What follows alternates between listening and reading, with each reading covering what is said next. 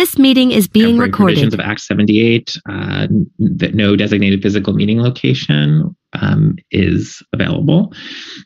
Please note that while we strive to provide means for those attending remotely to participate in the public comment period, there may be technical difficulties or reasons that otherwise prevent or interrupt remote public participation. We provided a number for some technical assistance matters on the agenda. I'll only say right now for this meeting, we'll take public comments for all items on the agenda. Board members will be preferenced in our conversations and our discussions, and please limit your comments to 3 minutes and state at least your name before saying anything else. Generally, I should say public comments are made in the form of a comment, and questions will be for clarification and information, but not for substantial discussion. Okay. That being said, the first item on the agenda is the approval of the agenda. I move to approve the agenda. Thank you, Mary. Is there a second? Okay, I see Rob's hand, made by Mary, seconded by Rob. All in favor, please raise your hand. Okay, thank you. Next item on the agenda is public comment for items that are not on the agenda. Would anyone like to make a 3-minute public comment? Please, to do that, please raise your Zoom hand. It says raise hand on the bottom of the screen, and if you're on the phone, please press *6. Doug Wilberding, go ahead. Hey everybody, Doug Wilberding, 1329 Turnpike Road in Norwich. Just a comment, and I guess I should direct to you, Roger, just as chair, correct? Thank you. Yes, that is the procedure. Thank you. Okay. So the comment is within the packet, there were some letters. I think for your planning, each select board member, a few had them in there, and probably there are a few pending. I believe Mary Layton had a comment in her letter regarding the trustees of public funds and green lending program. And I just wanted to point out, the other trustees are on here so they can weigh in, but the investment policy from the trustees of public funds has been presented to the board a couple of years ago when it was executed. And it follows the VLCT template, which is on their website. And it also follows the Vermont state statute that's in the template. If needed, we can get a copy of what we sent you guys, the executed policy, but we can also get the link from VLCT. If you just Google VLCT, Trustees of Public Funds, investment policy, it comes up. It's the first thing. I think a couple things are important. One, it's not taxpayer dollars that are invested, and it is actually cemetery funds that are invested. Current yields with CDs are, and the other trustees can correct me, but it's somewhere around 25 to 50 basis points, depending on the CD when it was put in place. Maybe it's a little bit higher, but we have several maturing mid-year this year. And so just for your benefit, the thought process on green lending, as an example, would be to lend to organizations in town that would assist them with, say, the Historical Society, for example. They do a fundraiser every year to raise money for their heating oil. So in theory, if they replace that with solar or something similar that's green, or if they had a Tesla Powerwall, and if they obtained a loan from us, again, in theory, hypothetically, that would reduce their heating costs and would also create a clean source of fuel, a heating source for them. So that's behind the policy, and it's within the Vermont statutes for the investment policy. The policy is actually way more broad with the state than what we've done. It goes as far as allowing people to trade stocks and bonds, and it's far more expansive. So our policy is very conservative, and it mimics the VLCT format. So just thought I'd bring that up, and we can send you that information again if you want. Great. Thank you so much. I know Mary will may very well have some questions, but perhaps in a future space. But thank you for the information for the moment. My pleasure. Any other public comments for items not on the agenda? Okay. All right. Not seeing any hands, I will move on to the consent agenda. So we took a tiny little break, mercifully, which is why you're seeing correspondence from a while ago, right? Mostly correspondence concerning Upper Loveland Road that didn't make a previous packet deadline. So that's what you're seeing. And then you also, I will say that the Beaver Meadow Road from Peter Orner will be at least implicitly addressed later in the agenda. And so finding no reason to specifically pull anything, can someone please make a motion to approve the consent agenda? Go ahead. Are you making a motion, Marcia? You're on mute. Sorry. No, I know that they're old, but having just seen them, I thought there are two things that merit consideration and for pulling, and one is the Franny Enid letter, and the other one is the J. Benson. So procedurally, how I'm going to do this in sort of the new start, right?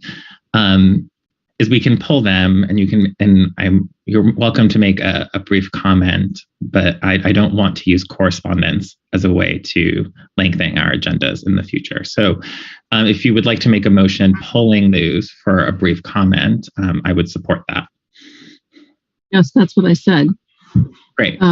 So the brief comment is that— Do you want to make a motion to pull them first? I would like to make a motion to pull them.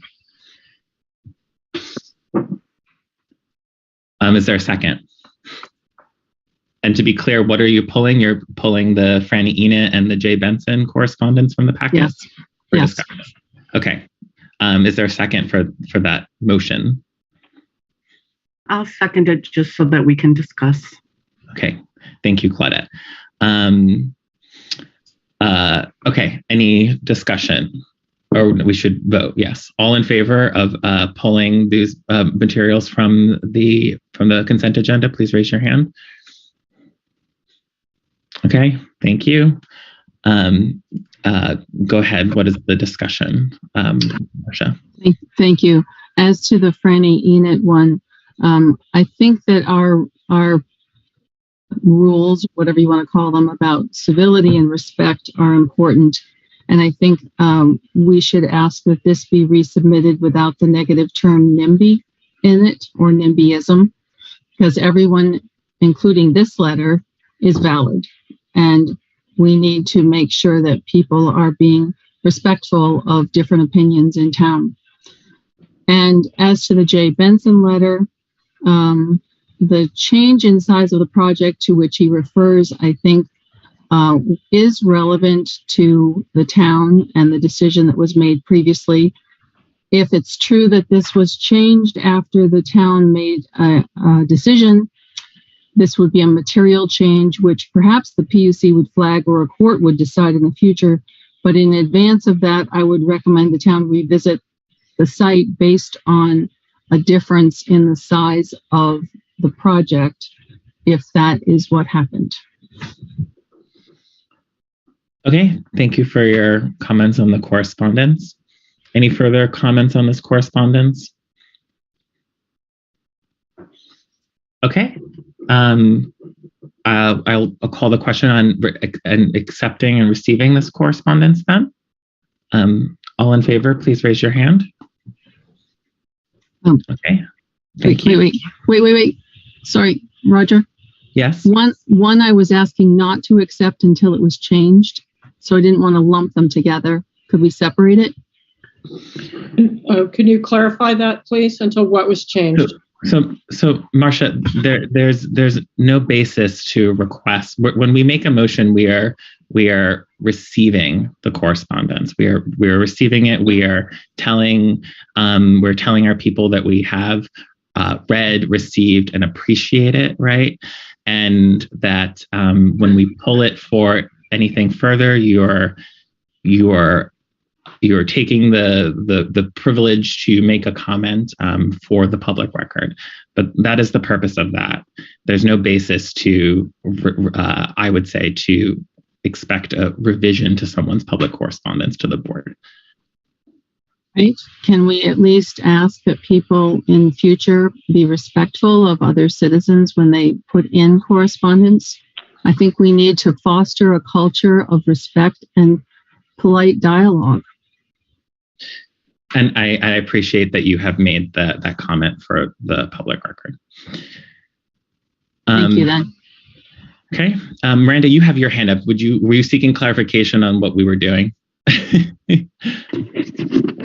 Yeah, I never heard a motion to accept anything. I think you did. I miss something? Yes, we had a motion to pull. Well, apologies. So that benefits from clarity. We had a motion to pull the correspondence, right? And then that was voted on. And yep. So then you're right. Then I asked for a vote to receive the correspondence, but I should back and ask for a second for my motion on that. Okay. And I'll second it.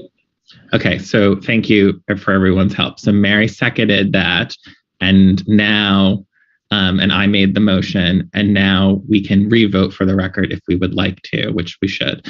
So all in favor of receiving and accepting this correspondence following our discussion of it, please raise your hand. Okay, thank you. Thank you, Miranda, for your work on that. Okay, next, go ahead, Claudette. I move to approve the consent agenda. That's great. Is there a second? A second. Okay, made by Claudette, seconded by Mary. Any discussion on the consent agenda? Go ahead, Claudette. I just have a couple questions on the AP warrant. Sure, Fielding is here, so he can help us too.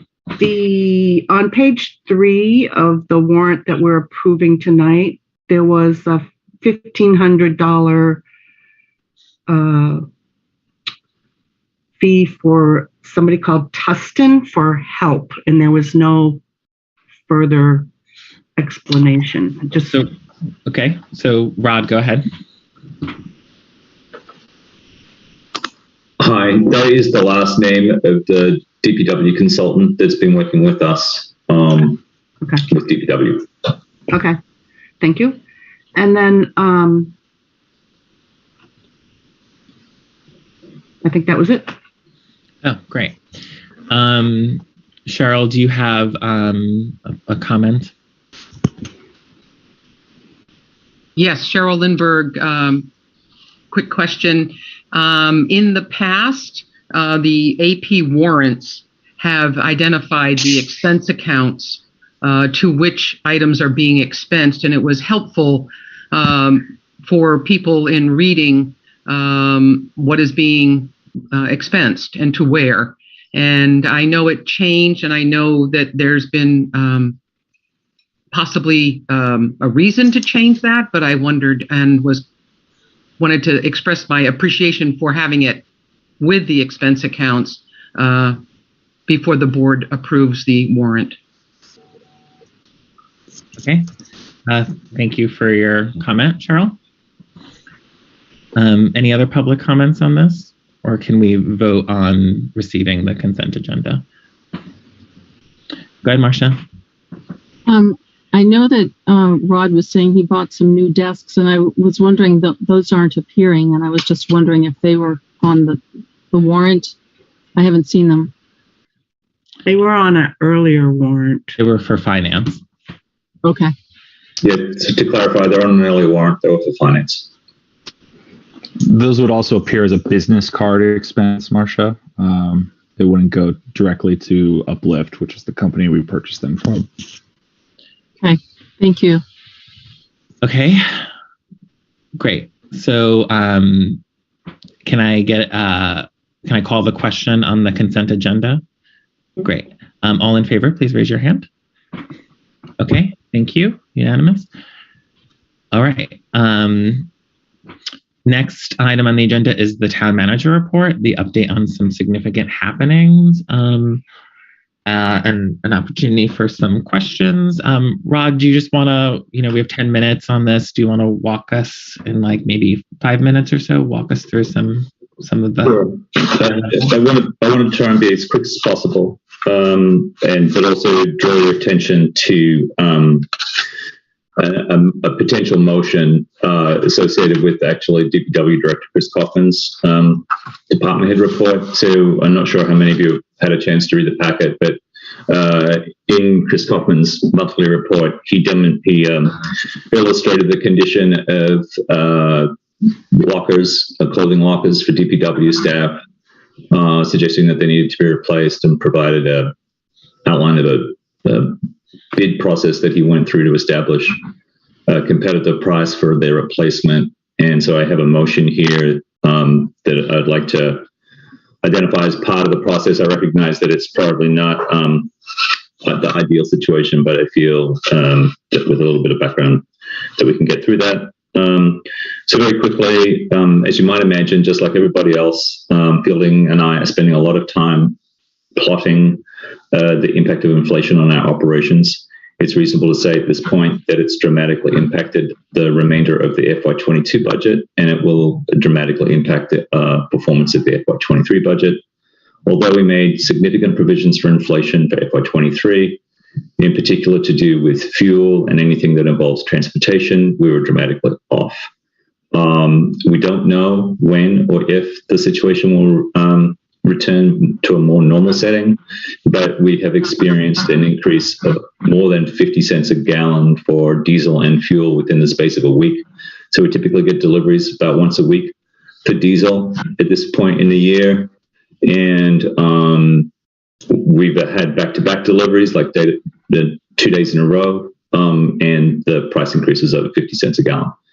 So obviously we didn't predict that. I don't feel that we were ignoring anything. I don't think anybody necessarily predicted what was going to happen.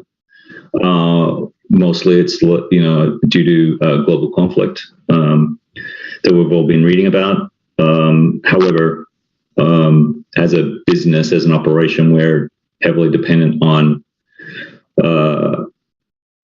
fossil fuels to perform the functions that we do, and to get the materials and services delivered that we depend on. So we will be continuing to monitor that. A little bit later on, Fielding is going to present some financials here, which will graphically represent current situation with the budget, which is relatively secure, and demonstrate if you like, an experimental phase in sort of a dashboard style presentation for you to provide some feedback on. So other items relevant to what I just mentioned, we're in the process of renegotiating the Casella agreement. Casella is the waste hauler for the town of Norwich. It picks up material from the transfer station. This is a highly constrained area of activity for the hauler and for the town. They're the only major provider that we can utilize for the service. They're obviously deeply impacted by wage increases for drivers and operators, as well as diesel fuel and related costs. Instead, they'll be passing those costs on to us. We are gathering information right now on what the new agreement is likely to include. It expires April 4th of this year after being extended for 1 year by my predecessor, Herb. I've already met with the representative from Casella, Jim Toa. We are in dialogue, I think is the safest way of saying it, about the particular conditions in the contract. And I think I should prepare you for the expectation that we will need to revisit the fee schedule for using the transfer station as a consequence of the new contract.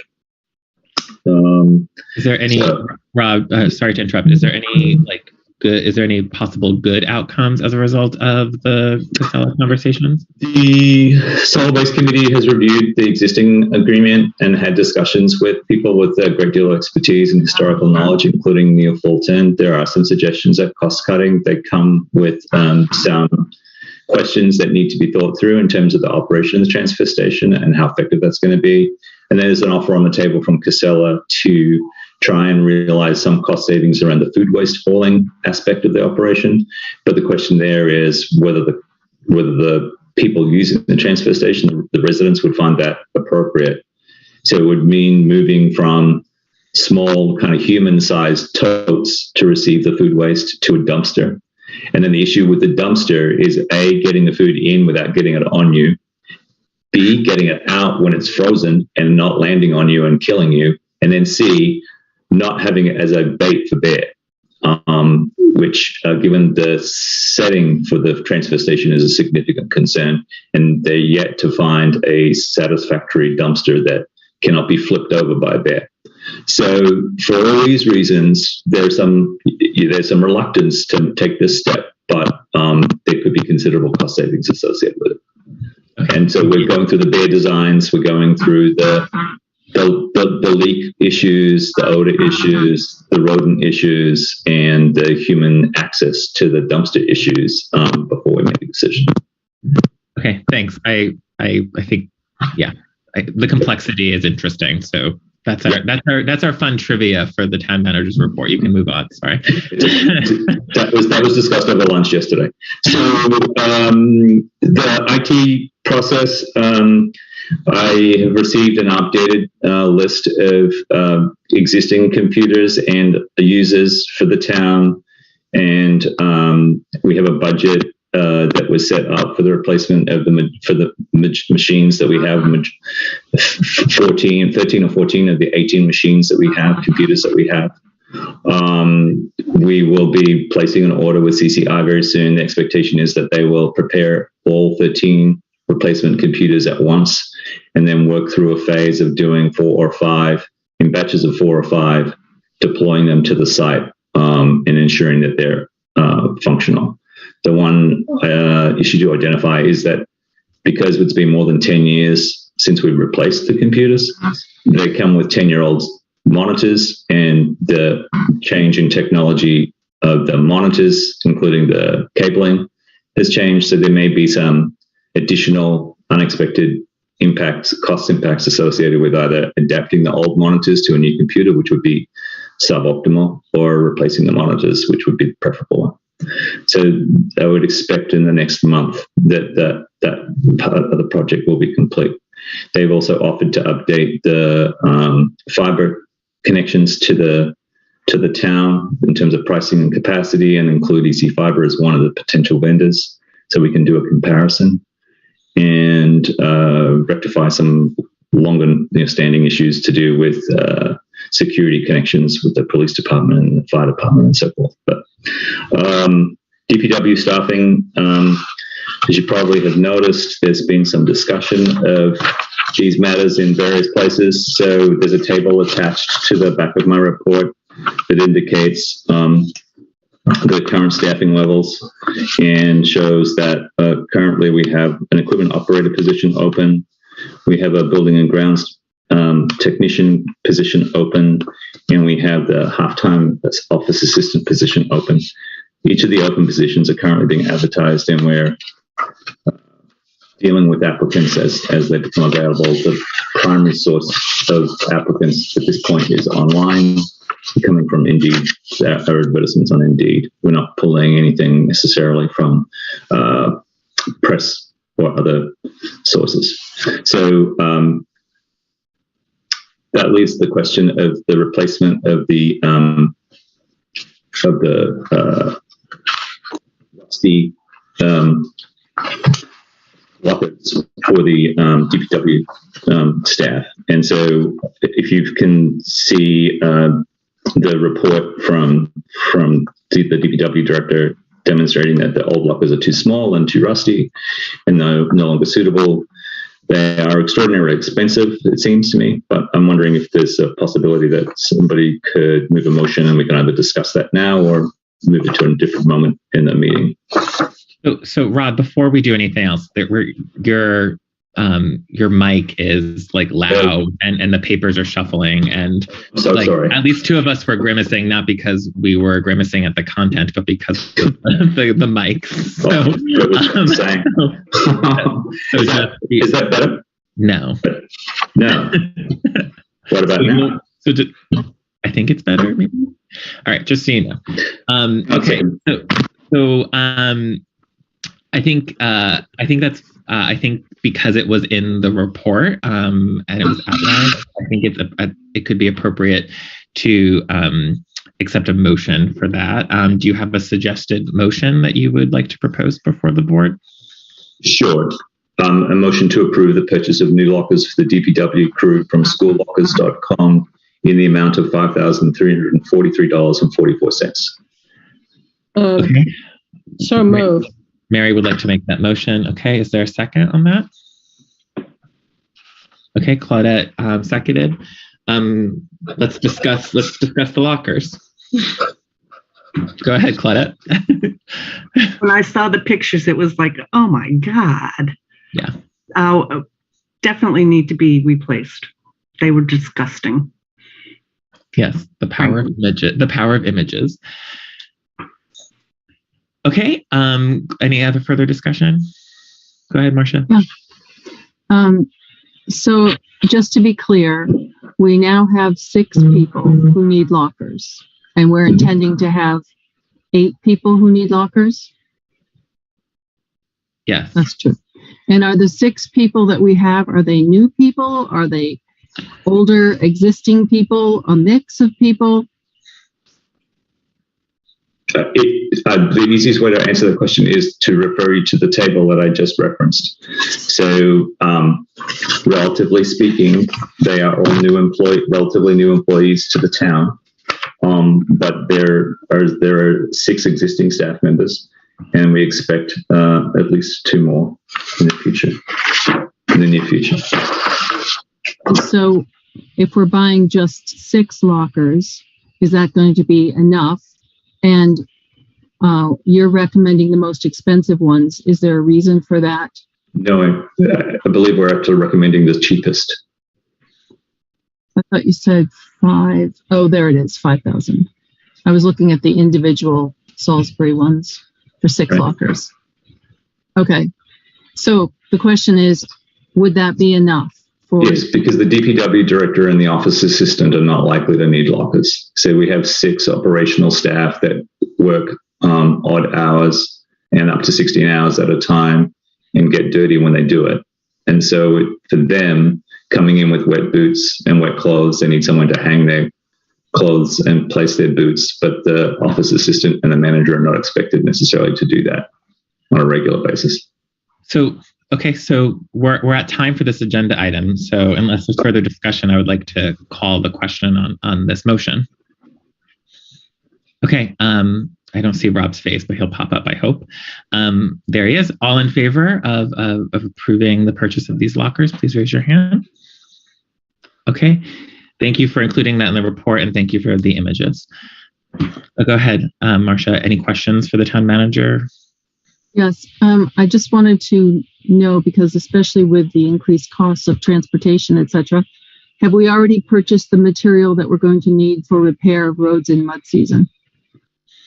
Yes, we had a contract that was organized in the fall, which is the typical time to do it. The stone and material is already delivered and is being stockpiled at the DPW garage. And with 2 new CDL operators, we can dispense it to the roads as needed. The contract calls for more than the materials that we have on hand, and it is delivered to the highway garage price. It's not variable on the basis of either the destination for the materials or the day-to-day price for fuel. Okay. Does that mean it's locked in? Yeah, it's a locked in.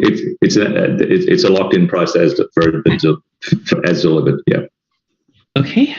Great. Thank you. Go ahead, Claudette. Rod, do you happen, just because it's been front page Valley News on Sunday and I think yesterday, I know personally My dirt road is in great shape. Had a lot to do with the rebuilding after 2017, but I'm wondering about the status of some of the other dirt roads. Are they as bad as Royalton and Thetford? Some of those roads, like Gove Hill, I know, and 130 Beaver Meadow going into Thetford.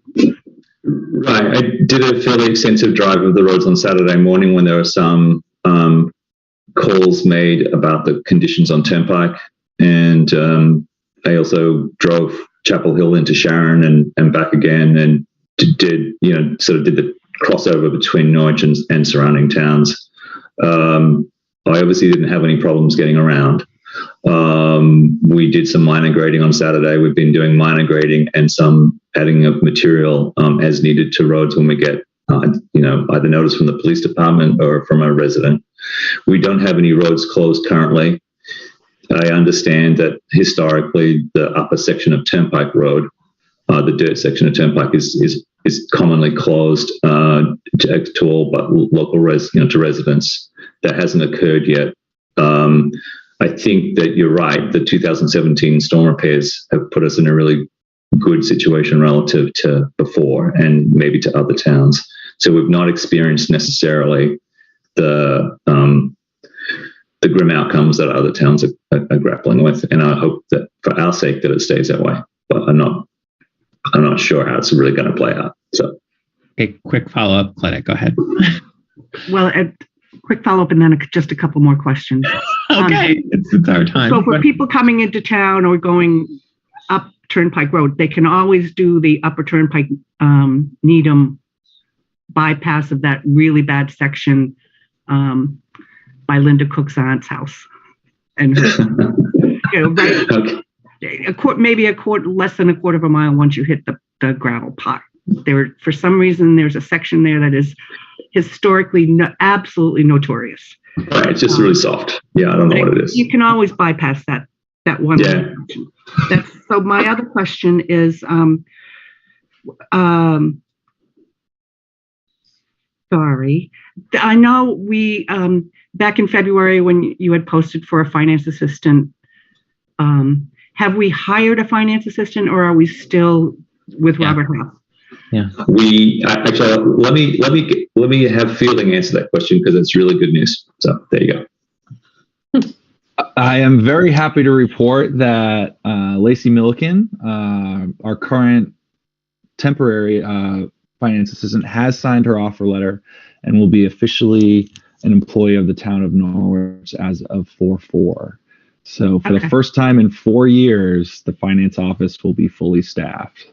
I'm very excited to report that. And I have one other question, Roger. Yeah, it's okay. Go ahead. Because it's been, the rumor mill is out there.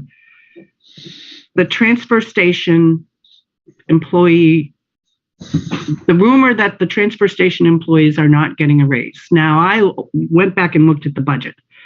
And there is, I would imagine, just at least a cost of living increase. And I can't imagine that they would not get a cost of living increase. Is my assumption correct?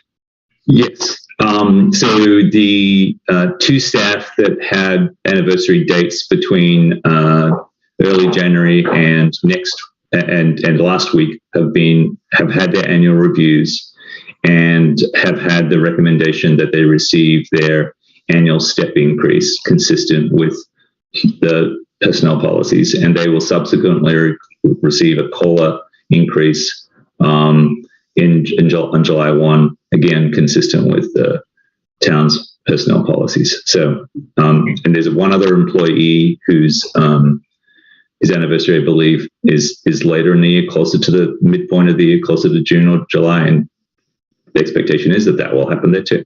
We're very happy with the work of the transfer station staff, and things seem to be going well. Thank you. I lied. I had one more question. That's okay. I appreciated your last one, so you can ask another. I believe our first report, due to the feds on ARPA spending, even though we haven't spent anything for ARPA, is due in April. Yep. And I believe even though we haven't spent anything, we must submit a report. I just want to, okay, glad it's on your radar. That's all I have. Thank you very much. That's awesome. Thank you. Go ahead, Marcia, and then we're 10 minutes over and we have 2 public comments. I'm going to start doing this in our new year. Go ahead. So I just wondered, I've been trying to watch the paper too, because I knew that there were all these openings and I wanted to see that we were advertising, but I think I only saw one advertisement in the Valley News. So I'm wondering, are we doing that? Well, the positions I'll answer that, Rod, if I may. The positions have been filled. The positions have been filled because they've been responsive to the one ad that was placed. The one ad, and all those people came from that one ad. Do you want let me try and clarify. So as far back as Christmas time, we advertised for 2 equipment operator positions, and then subsequent to that, we advertised again. We basically refreshed the ad for 2 more equipment operator positions. We filled 2 equipment operator positions. And we filled 3 effectively, counting John McKinnon, who we advertised that position in December. So he took up his position in January, and then when 2 long-term employees resigned, effective earlier in, I think it was in the end of February, we advertised again. We interviewed. Those people have started work already as of this week. Right. There's 1 continuing opening for an equipment operator, and we continue to advertise for a office assistant.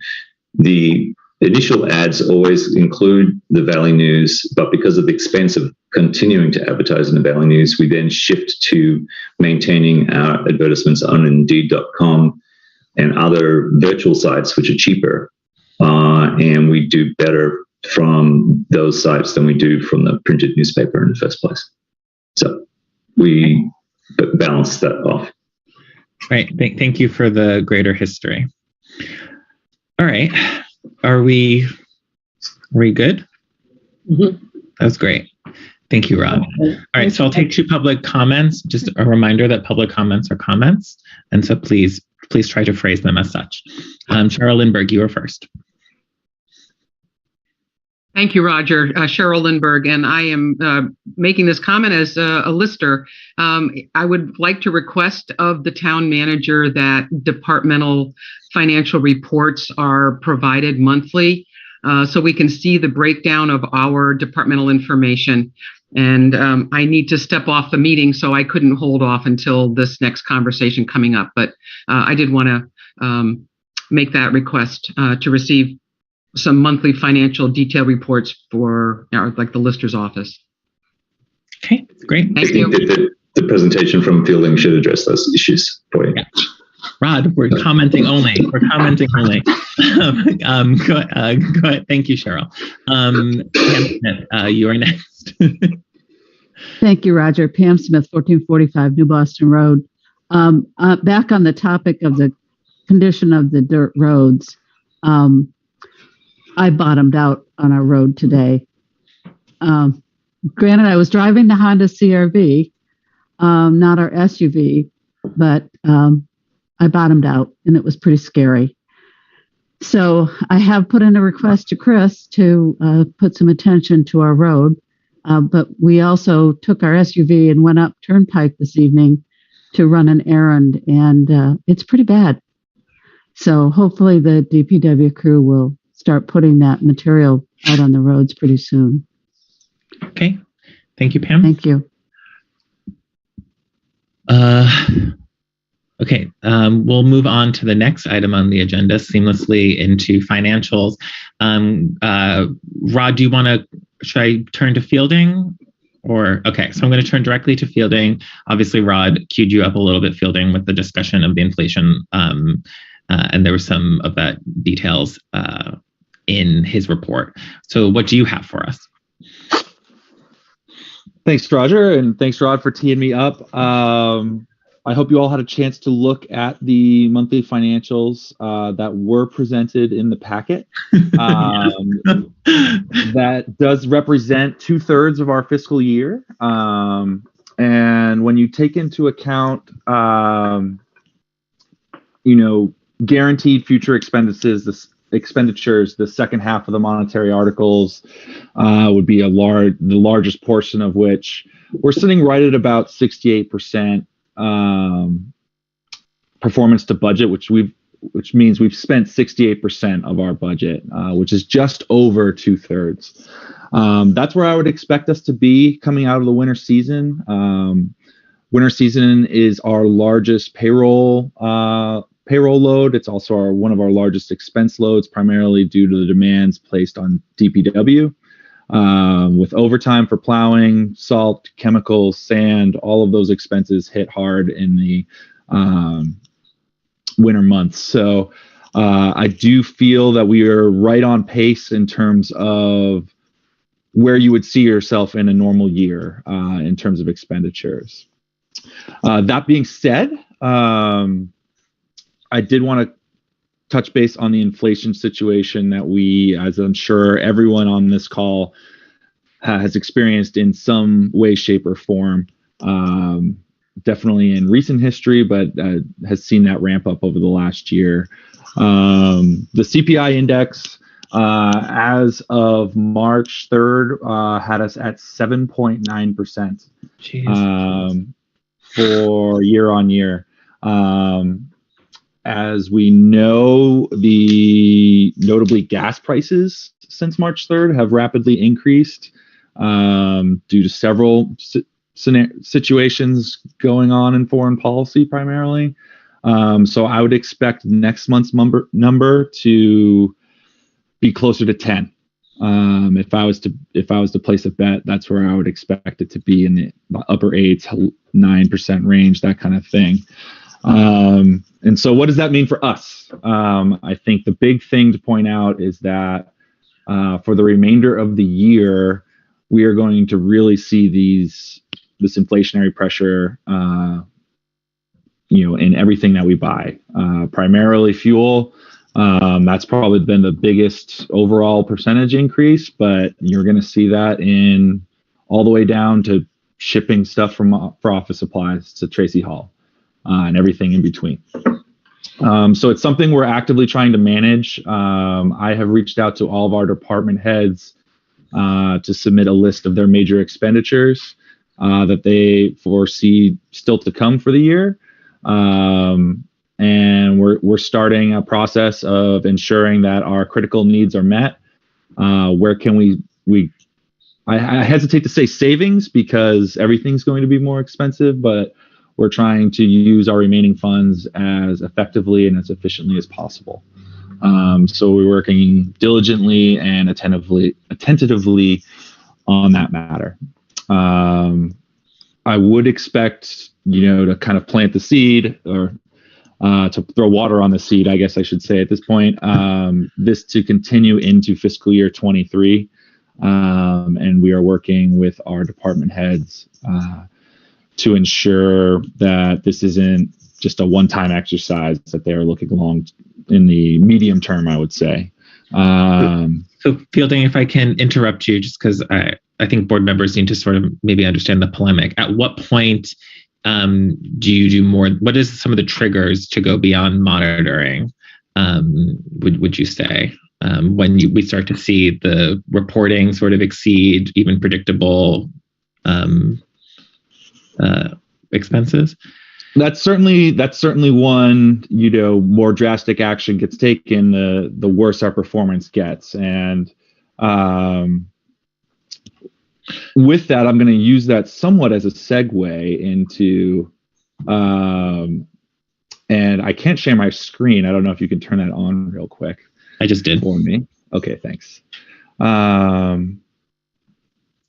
To our new financial dashboard. Now, this is just a rough draft. It's something I've kind of been playing with this week. But this hopefully provides at a quick glance, how we're performing for the year. And so you can see we have our overall budget performance, our payroll budget performance, our expense budget performance, and our revenue budget performance, both in a visual sense with the pie charts, as well as kind of our actual hard numbers. And then I have that broken out by department. And the way this works is blue is the current month's expenditures, red represents the year to date, and then what we have left to spend would be in the green. I did want to highlight again, just real quickly, this doesn't include our monetary articles and kind of guaranteed expenditures that we're going to have. But so when I mentioned we're at 68%, I'm referencing that money as if it's been spent already, although it hasn't as of the end of February.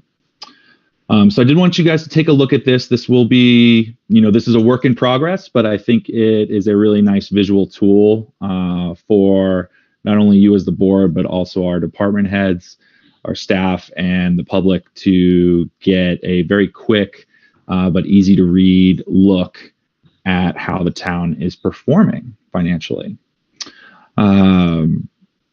So to answer your question, Roger, I think, once we see these numbers getting worse and worse in terms of, if we were at 75% through the end of February, that would trigger certain things. We would really be pulling back in terms of our expenditures. We would be making hard decisions in terms of, what do we have left to purchase? What do we have left to purchase this year? What can we get by with? What can we get by without, I should say. And so that's a big one. Right now we're still okay. And we do have, some things working in our favor. I will say that our payroll expenses are only at 61%, and that doesn't have, that shows some savings, and that's helping us out. So we do have a little bit of a cushion there, although we are getting more and more, more hiring is happening, and we're having some good success with that. But we have been able to capture some savings, without having a DPW director for 6 months, without having at the time, a town manager, but now a zoning director or a planning and zoning director. Those are savings that we're utilizing to manage our budget currently. Okay. So we have some situations that are working in our favor there. Yeah, cold comfort in a way. Okay, so what we have another big sort of part of this agenda item, which is the response to the audit. So I'm going to ask board members if they have any questions about anything that Fielding has said, anything about this dashboard, to quickly work our way through this, because it should be a great tool that is self-evident, right? But Marcia, you had a question. Yeah, I think the tool is great. And the question is globally for the board. I think the writing on the wall is that everything is not going to be okay. And we're going to have some pretty severe problems. So in terms of the world. And in that light, I think that the kind of hard decisions and planning that Fielding was talking about should be something that we start talking to department heads about now. That's the first thing. And the second thing is I'd like to keep remembering that money that's budgeted for certain things should be used for those things, so that we shouldn't be thinking of it like we've saved money and we've got a slush fund for stuff. If we don't have a full complement of staff in DPW, but we need to pay more for fuel, then okay, maybe that's in the DPW budget, but I would have a hard time saying we've budgeted X number of dollars for things in another department that we haven't filled, and we're just going to use that money somewhere else. And we do now also have our emergency funds, which is good, but I think we have to be pragmatic about what's happening in the world and get prepared. Yeah. Thanks, Marcia. I think that's a good reflection of what we've just heard a little bit, for sure. And then I won't take too much time to dive into it, but the Master Financial Policies talks about what terms in which a line item transfer is appropriate. Okay, that's great. Any other comments on this? Claudette, I'm going to I'll take some time to invite if you have any sort of reactions to this dashboard. This has been something you've talked about for a long time wanting. Does this meet some of your personal expectations as someone who's championed this cause? It does, and but what I guess I would like to see, Fielding, can you scroll down a little bit more to the bars? Certainly. So when I look at, I guess what this is, and this is an answer to my question. Okay, which departments are way over budget, and the whys is part of what I would like to hear in the future. Okay. But this bar graph actually shows me which of those departments are over the 66%. And I know just based on our workings as a board within this fiscal year why finance is over and why the town manager's office is over. Right. But if in future, if you have that information, that would be helpful, or just to state the why they are. Okay. For the general public primarily, I guess. Okay, great. That's good feedback. Okay. Okay. Anything else on the dashboard and sort of the status of where we are in this month, in this moment? Because if not, I'm going to go ahead. Mary, do you want to, you have a comment? Oh, you're mute. Yes. Yeah, sorry. Just appreciation. I think it's going to work really well. It's nice and clear. And it certainly, I think the visuals are very helpful. Yeah. The imagery. So thank you. I agree. Yeah, much appreciation. Okay, so we're good on this section. So I'm going to ask Fielding to stop sharing his screen, and I'm looking for Rod to nod that we can transition to the sort of response to audit. We had a report from our auditor, and Fielding and Rod just want to talk to us a little bit about a response with us to that. So go ahead. Okay, let me open it up. So as you might imagine, Fielding and I were working with Bonnie Batchelder, our auditor, in leading up to the audit, and we have gone over the audit report in some detail. I think if you have questions about the details, Fielding has some information there that we can share. I don't necessarily want to bog down in a line by line treatment, but I want to say that after speaking with other people in the municipal government in Vermont, I think it's fair to characterize our audit from Bonnie as being on the lighter side. And in light of the fact that we've had so much change in the finance department in the last 4 years and the complexity of some of our practices, we feel it's really important now to immediately work on developing an RFP to go back out and establish a contract with a new auditor. I should remind you, I'm sorry I overlooked this part, we had a 1-year extension on a contract with Bonnie, and that's been completed with this audit, so we're not under contract with Batchelder Associates anymore. We need to find a new auditor. We would like to set up an RFP or RFQ process and start reviewing responses to that as soon as possible.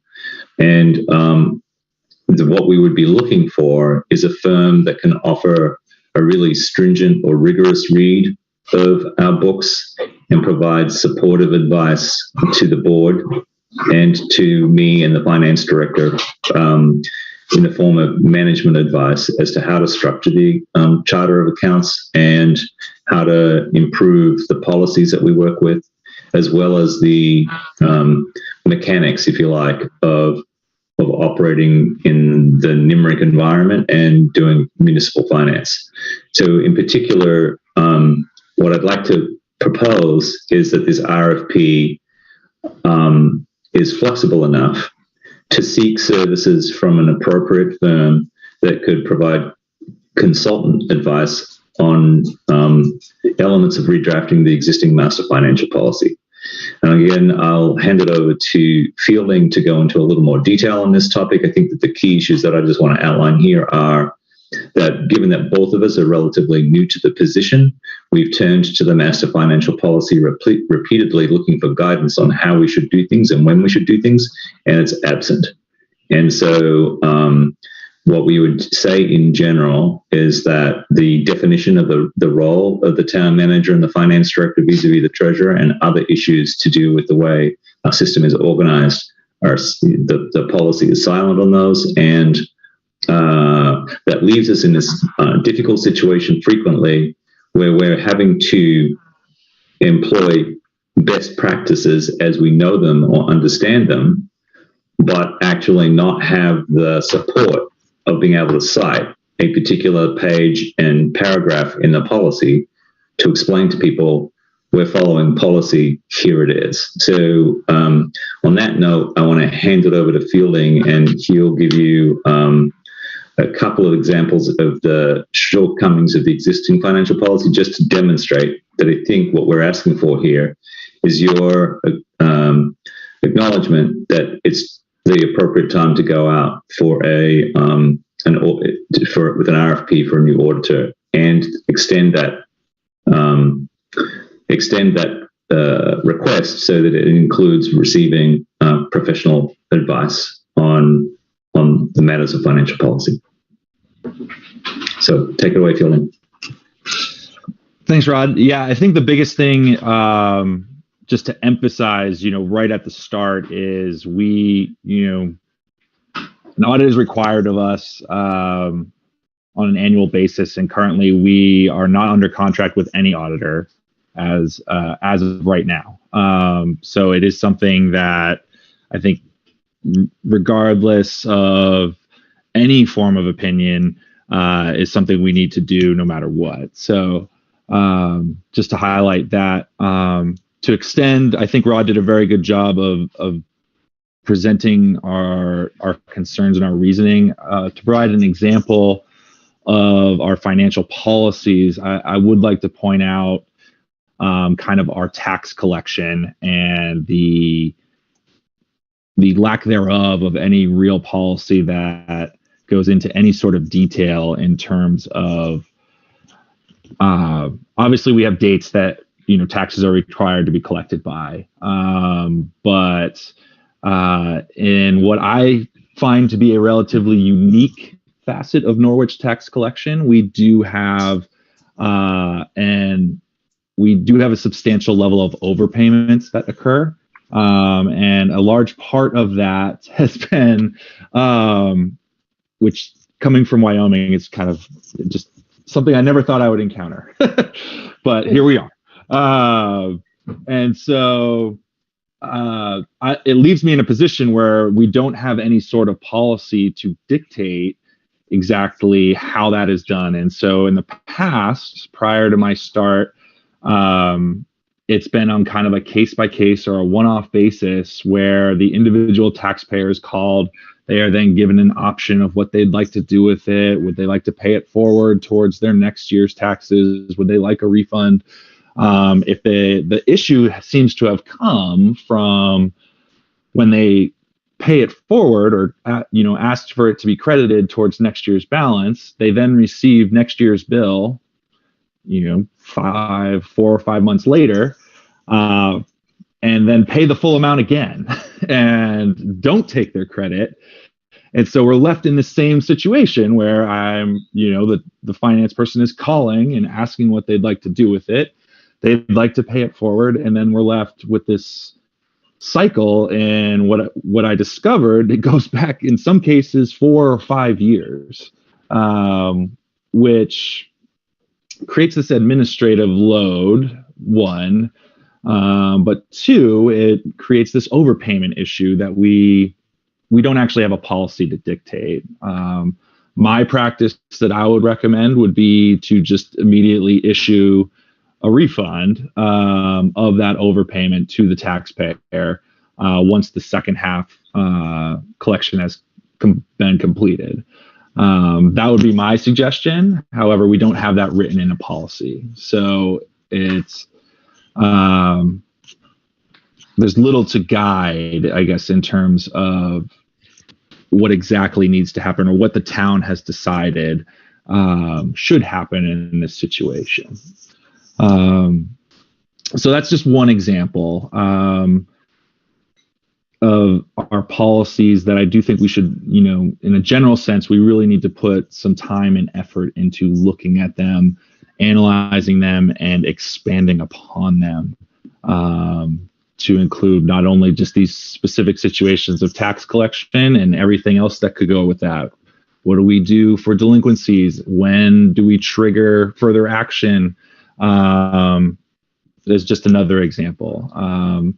I think we have some room to grow in terms of an outline of responsibilities within finance, the town manager, the elected officials, the finance director, and what roles fall to whom, and have that be dictated in a policy versus collection of job descriptions. I think that would be beneficial as another example. So I do think that would prove to be very beneficial, and where you're going to see fruits of that labor are in future audits. As we create a more robust and substantial policy structure, that leaves less room for error to happen. And so I do think that's where you'll see the fruits of that labor is in future audits. Okay, thank you, Fielding. I just want to say one thing for the benefit of historical context. So when we wrote the master financial policies, which was not that long ago, believe it or not, I remember it was really Mary, Claudette, and I who one summer with the prior town manager. And Linda Cook started it, right? But I remember the previous board, but I remember very specifically sitting in the small conference room, us three, to work from previous work. Thank you for acknowledging that, Mary. And model policies.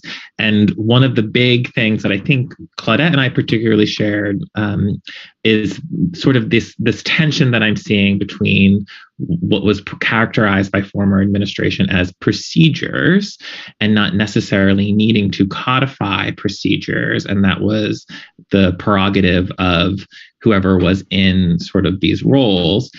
I like to think that Claudette and I, and then Mary and everyone who worked on these, had the wisdom to know that not having these sort of procedural policy matters, such as, relationships and certain processes, not having them written down causes possible vulnerabilities to operations subsequently, like later on.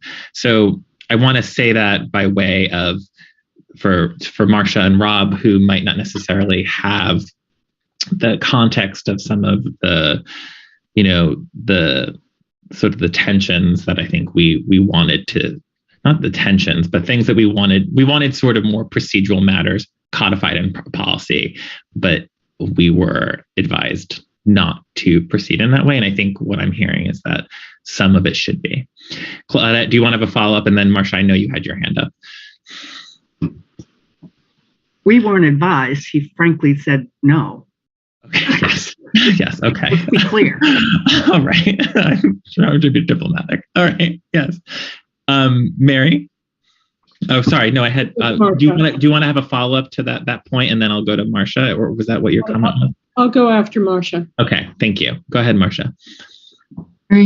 I agree. We need to have procedures, and I think they should be codified in that way. I'm not so sure that an auditor is the person who should be doing that in terms of dictating anything. I think, we spent some time, even since I've been on the board, going through these policies, and we were definitely following the model rules that were put out by Vermont VLTC. And so I think that some additional expertise might be good, but I'm not sure that that's the right person to do it. And in terms of an auditor being new, I don't know if that's what everybody thinks is required. the suggestion that I heard from the existing auditor was that she needed to get things earlier from our administrative offices, and that's what was making things delayed. But I also think that I've heard that in the past, and so I don't know, because I don't have that much depth. And I don't want to forget this, so I'm going to go back because I wanted to bring it up in Rod's town manager report. In terms of purchases of laptops and things, I'm kind of worried about IT in terms of both sustainability and suitability. And so I'd like to see an inventory of machines that we've got associated with individuals and an assessment of the suitability. You know, who needs a laptop versus a workstation?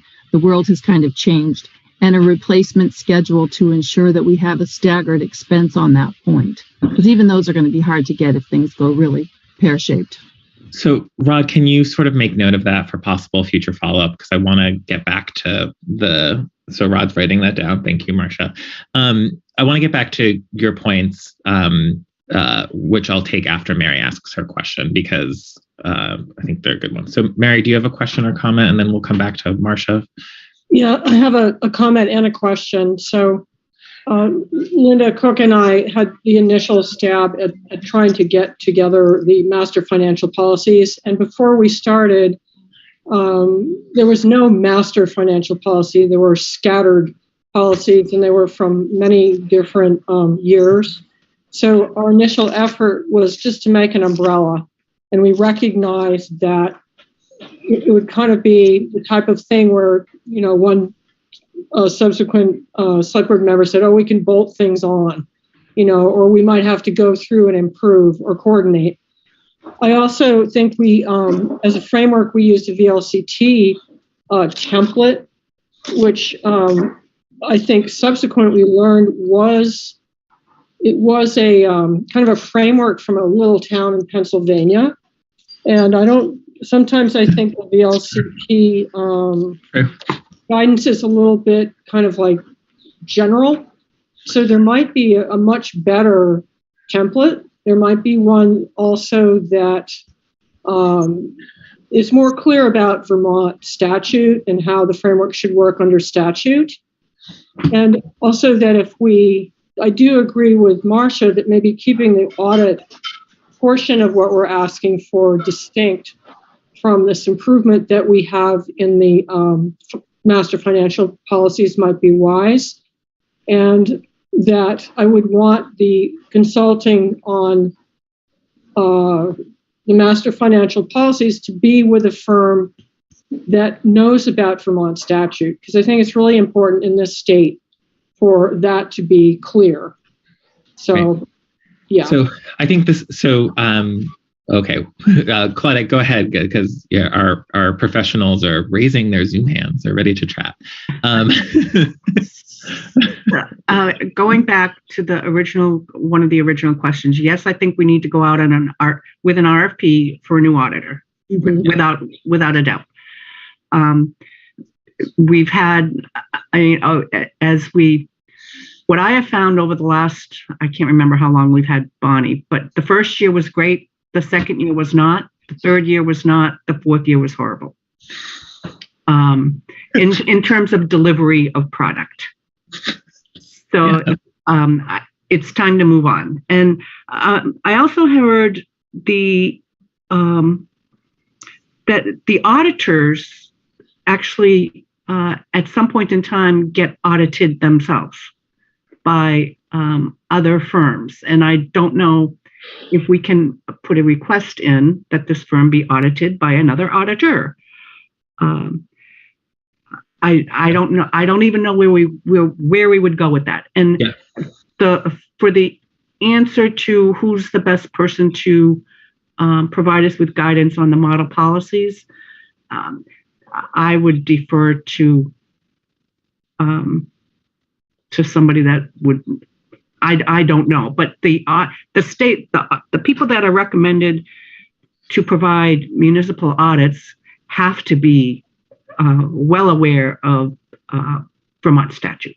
Right. So Rod wants to respond, but I just want to say that Rod kept using the word firm. So you know what? I'm not going to introduce it. Go ahead, Rod. Because I agree with these other folks that we don't necessarily want our auditor giving us advice on our master financial policies, but we could see the benefit of a firm that has both capabilities, right? So go ahead. So let me clarify. I appreciate the feedback. So a large enough firm will have both auditors, that individuals who are responsible for the audit, but then also CPAs, accountants that can give advice on a range of policy issues, on a range of questions around the structure of the accounts and responsibility. And I guess what I was imagining, either we would do 2 separate RFPs or develop an RFP that clearly sought to have a large enough firm that wouldn't just have an auditor, but they could also provide us feedback. They would be separate people, and they would need to be separate people because you could set up this potential conflict of interest, right? So between the advisor and the auditor. So, but there are firms that provide both services, as part of a larger organization, and they have separate units that would do that. And any firm that we would want to choose, we would want to make sure had considerable experience working in Vermont municipal settings, up to and including some level of familiarity with NIMRIC. So, I think that it may be two different organizations, or maybe a large enough company that can do both. My understanding is that those larger companies exist, and I think that the other key thing that I'd be looking for here, through our network, if you like, informally as well as maybe formally, is to actually seek out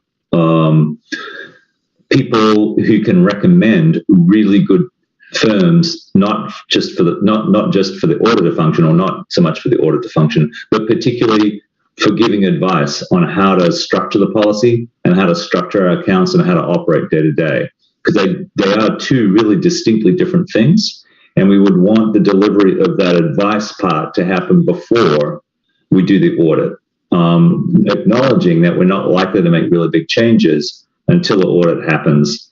And then just to make sure that everybody knows, obviously, Fielding and I are very eager to make sure that we can hand off the necessary materials to the auditor as soon as possible after the end of the FY22 financial year. And so that's absolutely critical for us. And we weren't in a great situation for lots of complicated reasons, and we did not have good feedback from the auditor that we had on what information they had.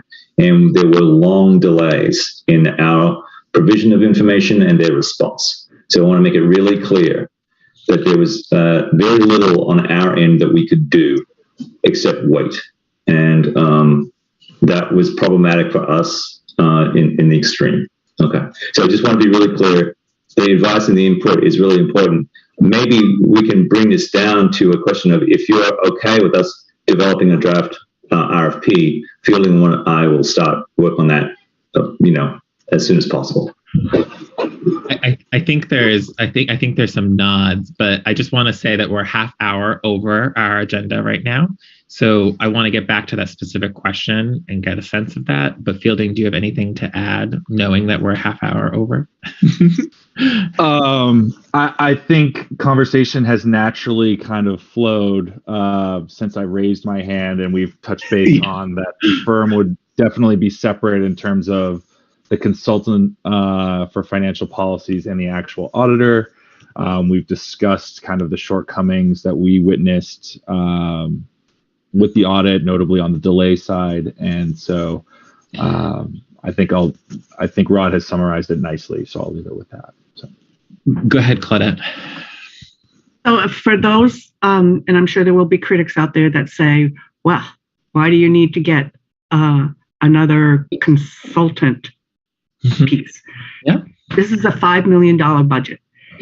We need to be fiscally responsible. If we do not have the policies set in place and the procedures set in place, it is incumbent on us to get there. Right. And if we need to spend money to save money, I'm all for it. So that is my quiet response to the critics that I'm sure are going to. Right. Well, we want a strong work product, and we want to be responsive, arguably in a way that we were not in prior years following the BEC scam, perhaps because we weren't in a position personnel-wise to get what we needed or wanted. And so we could say this was actually a long-standing ask in many ways. So Marcia,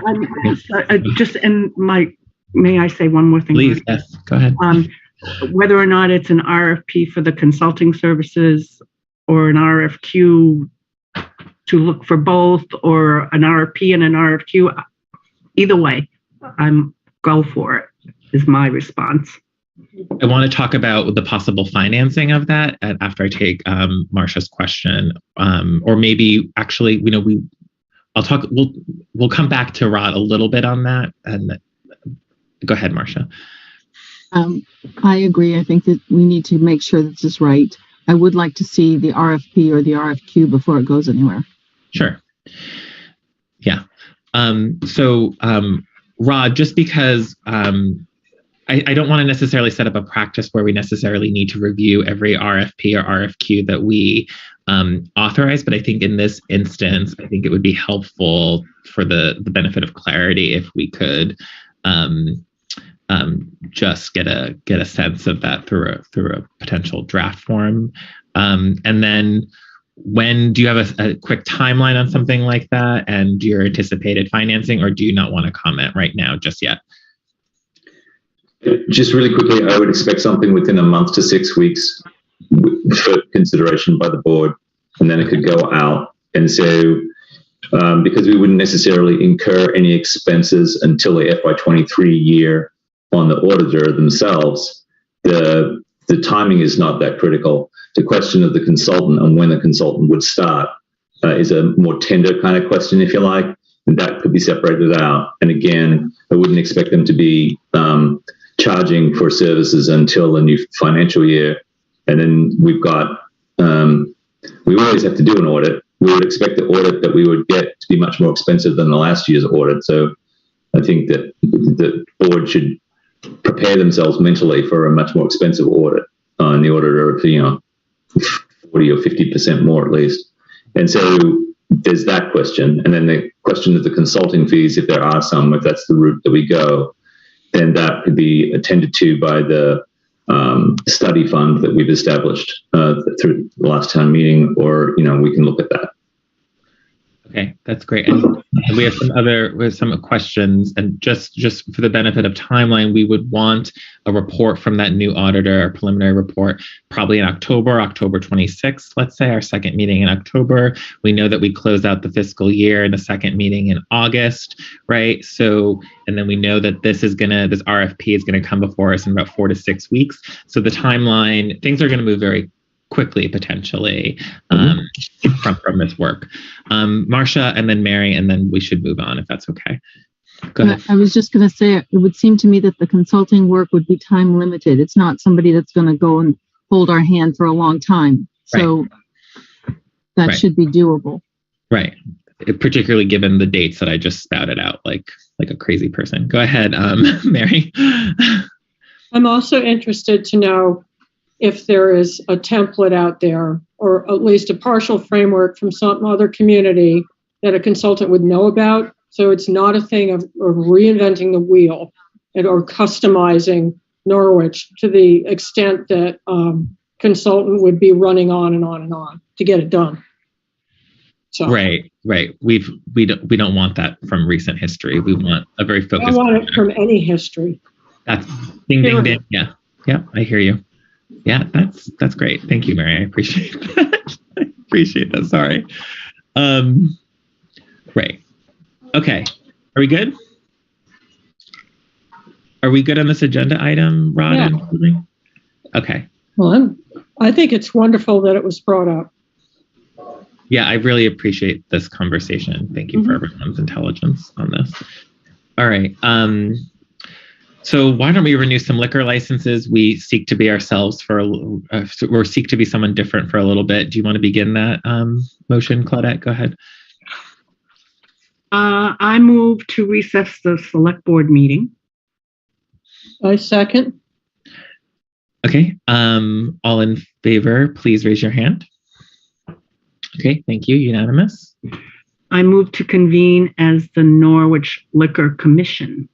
Okay, is there a second? I second. I saw Marcia's hand first. So Okay. made by Claudette, seconded by Marcia. Thank you. All in favor, raise your hand. Okay, thank you. Want me to keep going? Yeah, can you begin? Let's begin with a motion. I move to approve liquor license applications for Fraser's General Store, Inc., doing business as Dan and Witts, L'Enfant Vert, LLC, doing business as Carpenter and Main Restaurant, Green Visions, LLC, doing business as the Norwich Inn, and King Arthur Flour. Okay, is there a second? Okay, seconded by Mary, I think I saw. Claudette, Mary. For discussion, Bonnie emailed us, or Miranda via Bonnie provided us the applications in our email. This has been the long-standing ones for a while. So unless there's any further discussion, I'm happy to call the question. Seems pretty straightforward. Yes, mercifully. All right, then all in favor, please raise your hand. Okay, thank you. Was that truly? I move to close the Norwich Liquor Commission session and reconvene as the select board. Is there a second? Okay, seconded by Mary. All in favor, please raise your hand. Okay, thank you. We are ourselves. So, Rod, the Wastewater Feasibility Study Engineering Services Agreement, I thought the memo provided by Rod was very clear, referencing the history on this. This was supporting a town plan action item. We are the folks who authorize contracts, and that's why it's before us today. Any questions? Why don't I begin with a motion? There's two. Let's begin with the first motion, and then we'll get into discussion. Right? All right, I'll do it. Thank you, Mary. I move to approve the town manager signing on behalf of the town an engineering services agreement, ESA, with Dufresne Group for a wastewater feasibility study for the village and adjacent areas in the amount of $98,000. Okay, is there a second? Okay, seconded by Claudette. Okay, Rod, why don't you discuss this first to explain how it's not necessarily $98,000 would be a good place to begin, just because of the motion doesn't necessarily provide that clarity, and then we'll go into more discussion. Does that make sense? Sure. So there's probably slang terms I can use to explain this that might make more sense, but I'm going to try and keep it above board. So the on-paper cost of the study is $98,000. The loan application, which is for a revolving loan fund, is also for $98,000. Those two things match. The current operation of the loan fund program gives municipalities doing studies such as this 100% forgiveness. So the consulting team will receive $98,000. They'll receive it from the state, pass through the town. So they'll submit invoices, assuming that we go with this program, assuming for the sake of discussion that you agree to this. Then the consultants will invoice us on a monthly basis or a near monthly basis. The town will pay, then the town will be reimbursed by the state. And so up to $98,000. So the fund loan, the loan application is equal in amount to the cost of the study. The loan is 100% forgiven by the state. So the total cost borne by the town is zero. Okay. Right? Thank you for that clarity. Okay. Any questions or discussions on the memo and the materials? Claudette? Sorry, Rod, this 100% forgiveness. So it's forgiven regardless of if we go any further, then Yes, there are even no. if we do not provide a wastewater treatment facility or anything else, it's Right. it's 100% forgiven. Period. The end. Yep. Okay, thank you. That's all I wanted to know. Mary was next, and then Marcia. What is likely to be like the cash flow scenario? In other words, will the state reimburse monthly? Do you have any, maybe you have experience with other towns, or would they, let it go all the way to the end and then we have, no? Okay. No. Because No. I was thinking with all our talk of inflation and costs and, really keeping an eye on things, that if it came as one big hit, I think it would be difficult. I would very much like to avoid it coming as one big hit. My expectation would be that there'll be three, I think at least a minimum of three payment periods. And so the period of time that they're going to be doing this study is in the range of 6 to 7 months. So it won't be every month, but it will be pretty close to every 2 months. And we can cover, the invoice for 60 days before the state reimburses for sure. So once you divide $100,000 by 3, $33,000 a piece, maybe worst case scenario. Yes, we can cover that. That won't be a cash flow problem for us. Disruption. Thank you. Yep, you're welcome. Great, thanks, Marcia. I went to the DEC website to read up about this, and it says that the loans involve delayed repayments. So that's of concern to me. But moreover, I'm concerned because it's 3 times the size of the original estimate. And, again, we haven't asked the voters for this money, and I'm worried about that, even though we're supposed to get it repaid. The fact sheet also says that the applications are due in the winter each year, so I'm wondering why we're doing it now. And then there's a really nice workbook for community leaders, which talks about how you should do this, which includes establishing a town planning fund that allows us to match state grant funds. The typical stuff about forming a community vision, finding everything that people want. And I guess it all boils down to me, because after all of that, then you're supposed to get an engineer consultant and obtain the funds.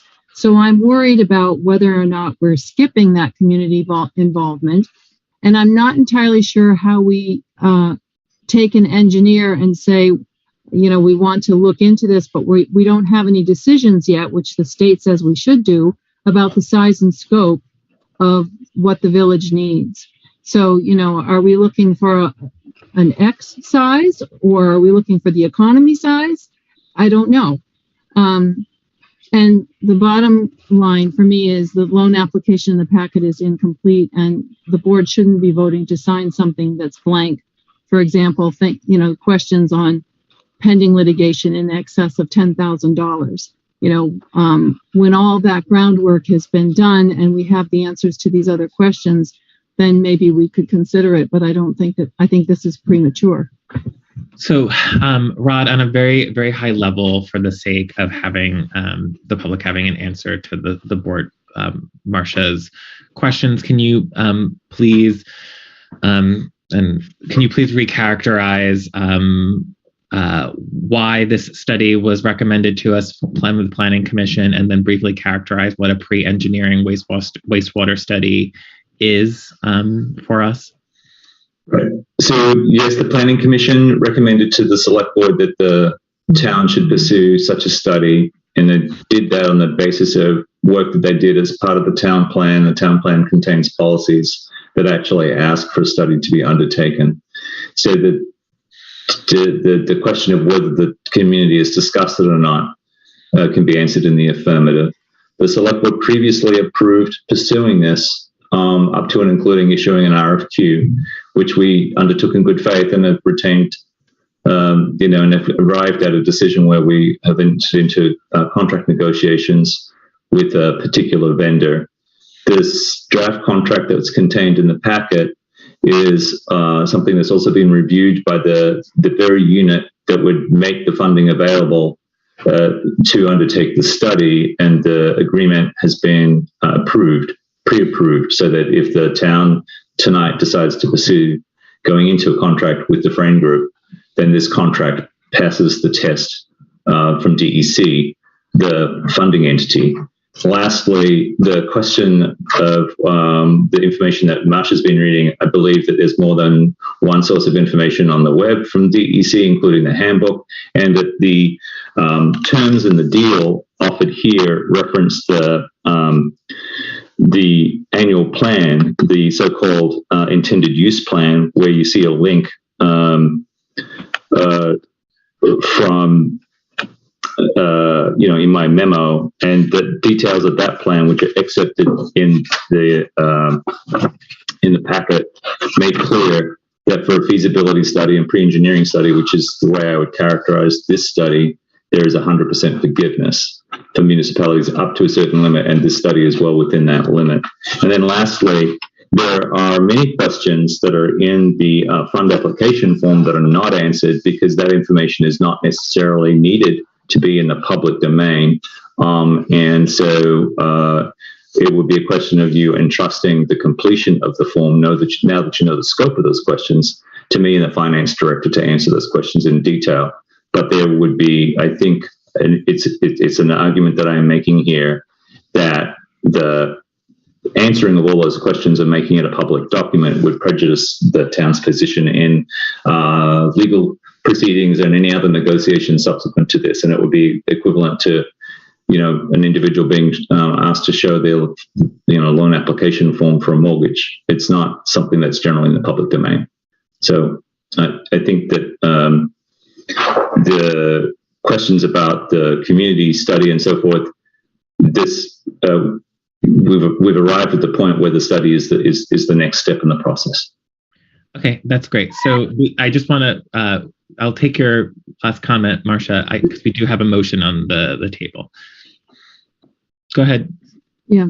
So I think actually, Rod, it would be available to people through the Freedom of Information Act from the state. So I don't think that that's a valid argument.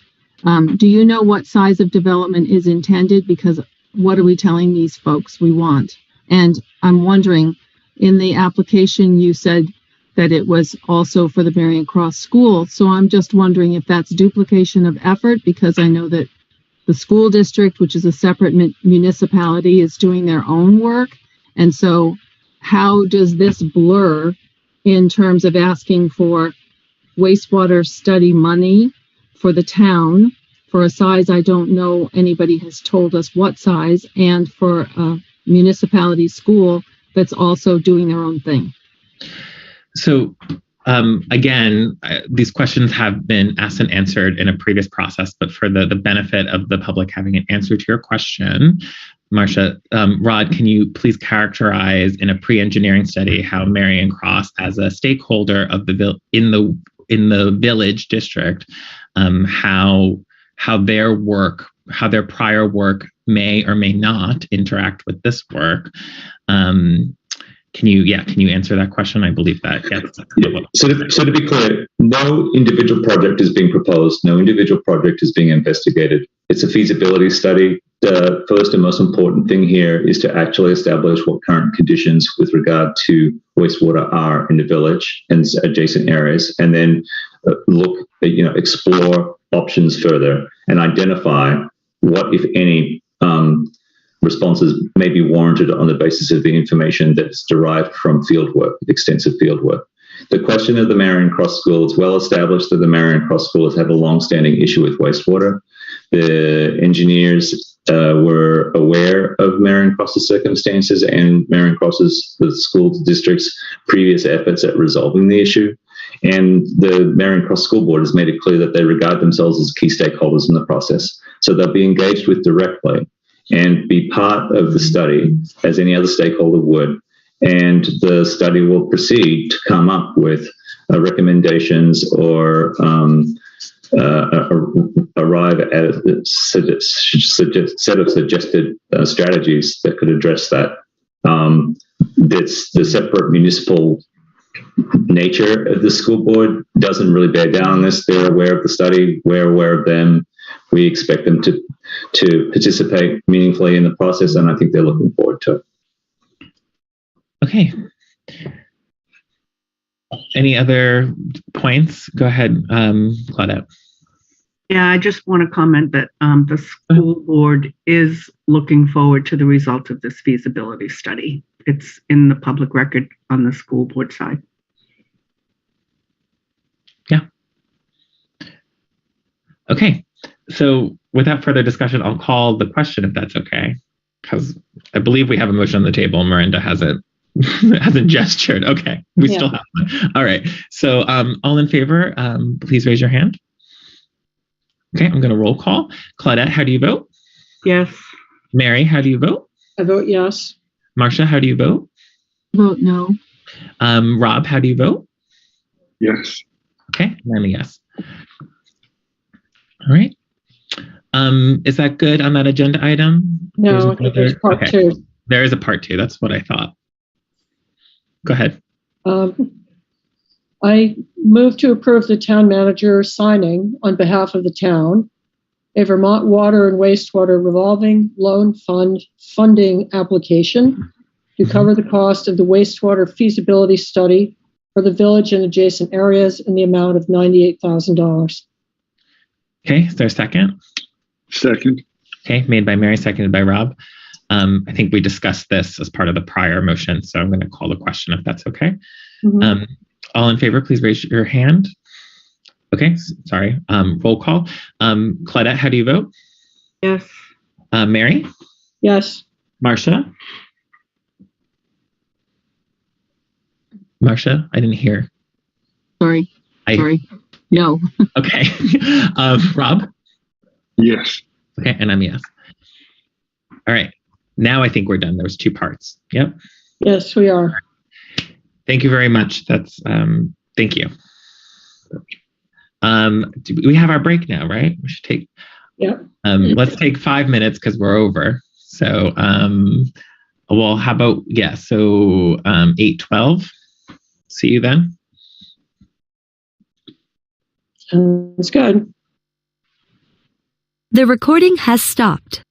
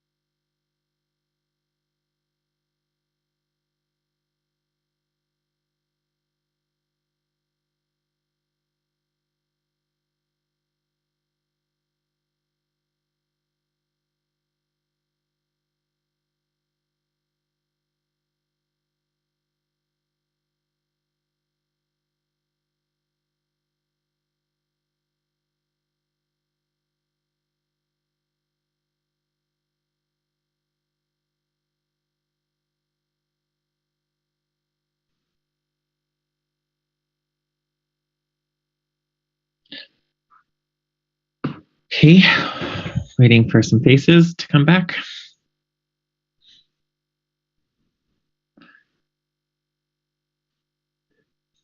All right, I'll resume. This meeting is being recorded. Okay, resuming the 23rd Select Board meeting, March 23rd Select Board meeting at 8:12. All right, so the next item on the agenda is the face covering rule extension versus suspension. Essentially, it's set to expire on the 25th. And so we are here to discuss it. Rod provided a memo of some high-level information.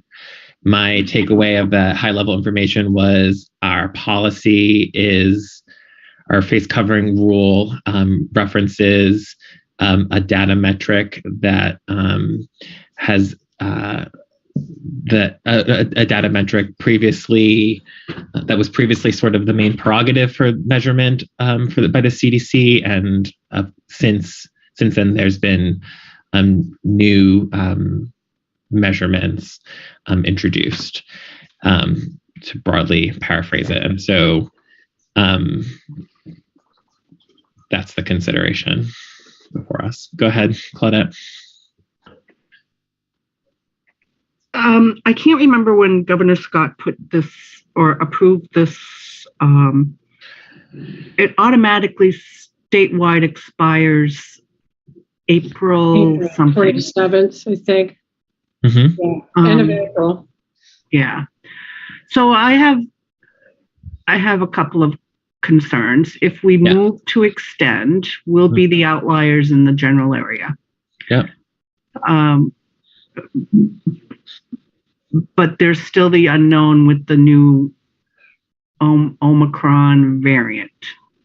Mm-hmm. So I'm truly here. I don't know what the best solution would be other than having it left as a personal decision after the 26th.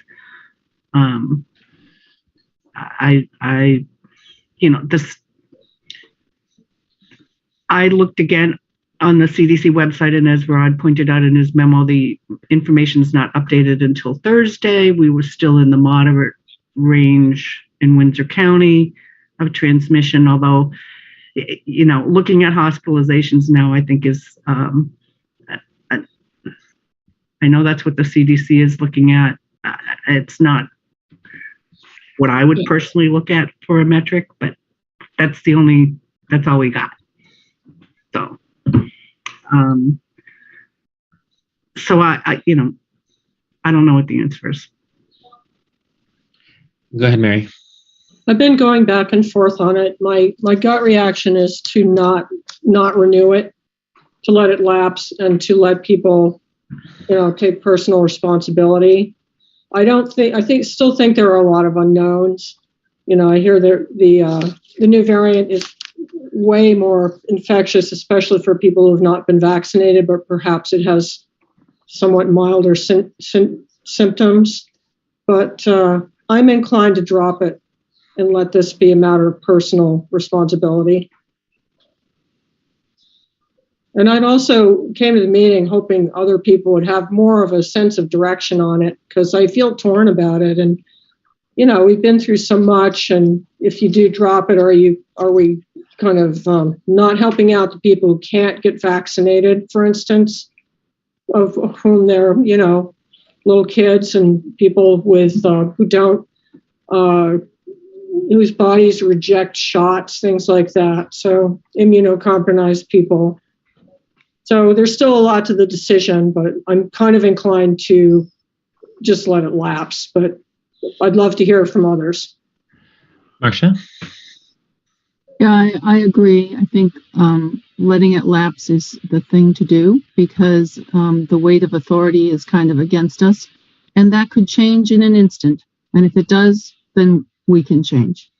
But right now, I think we're not going to change people's behavior. We haven't necessarily, and so I think we kind of have to follow what the state and the weight of authority in the area is doing. And certainly the college, the co-op, they've dropped them.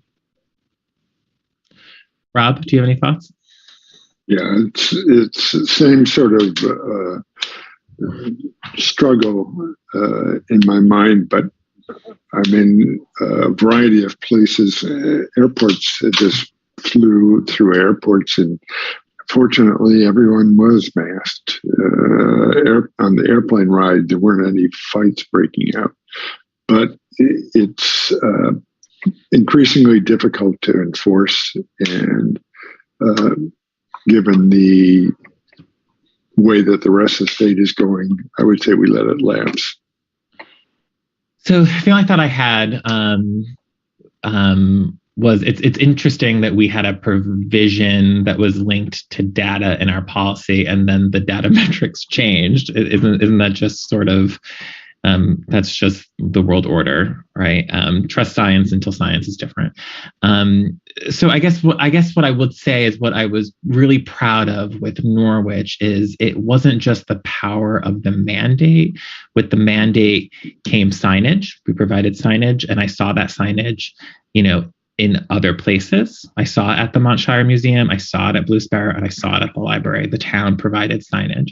I thus saw town provided messaging. I saw with that the willingness of places to hand out masks, right? And so my concern is that once a mandate goes away, the messaging is it's over, not be cautious, which as Claudette was alluding to, might be a little more appropriate, be cautious rather than it's over. So then the signage comes down, the masks don't get handed out, and that's unfortunate. So I guess I think the weight of authority is like a good paraphrasing of, why be a little bubble here. I think that is convincing in some ways, but I do think that we can still issue messaging and signage that is more about, while no mandate, there might be a recommendation, and we can certainly require if employees in Tracy Hall want it, that can certainly be a different kind of mandate as well. So that's what I got. I'm proud of what we did with our mandate, I guess is my point, with signage and messaging and what came from that. Go ahead. I think, Claudette, were you first? Maybe Marcia? Yeah, well, I think as far as messaging, we could still, for the public buildings, or at least the municipal buildings in town, that we could put signs that say masks recommended. Mm-hmm. And leave it at that. I personally, will I still wear a mask? You betcha. But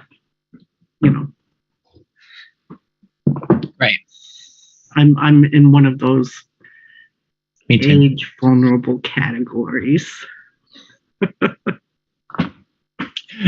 Marcia, did you have your hand up?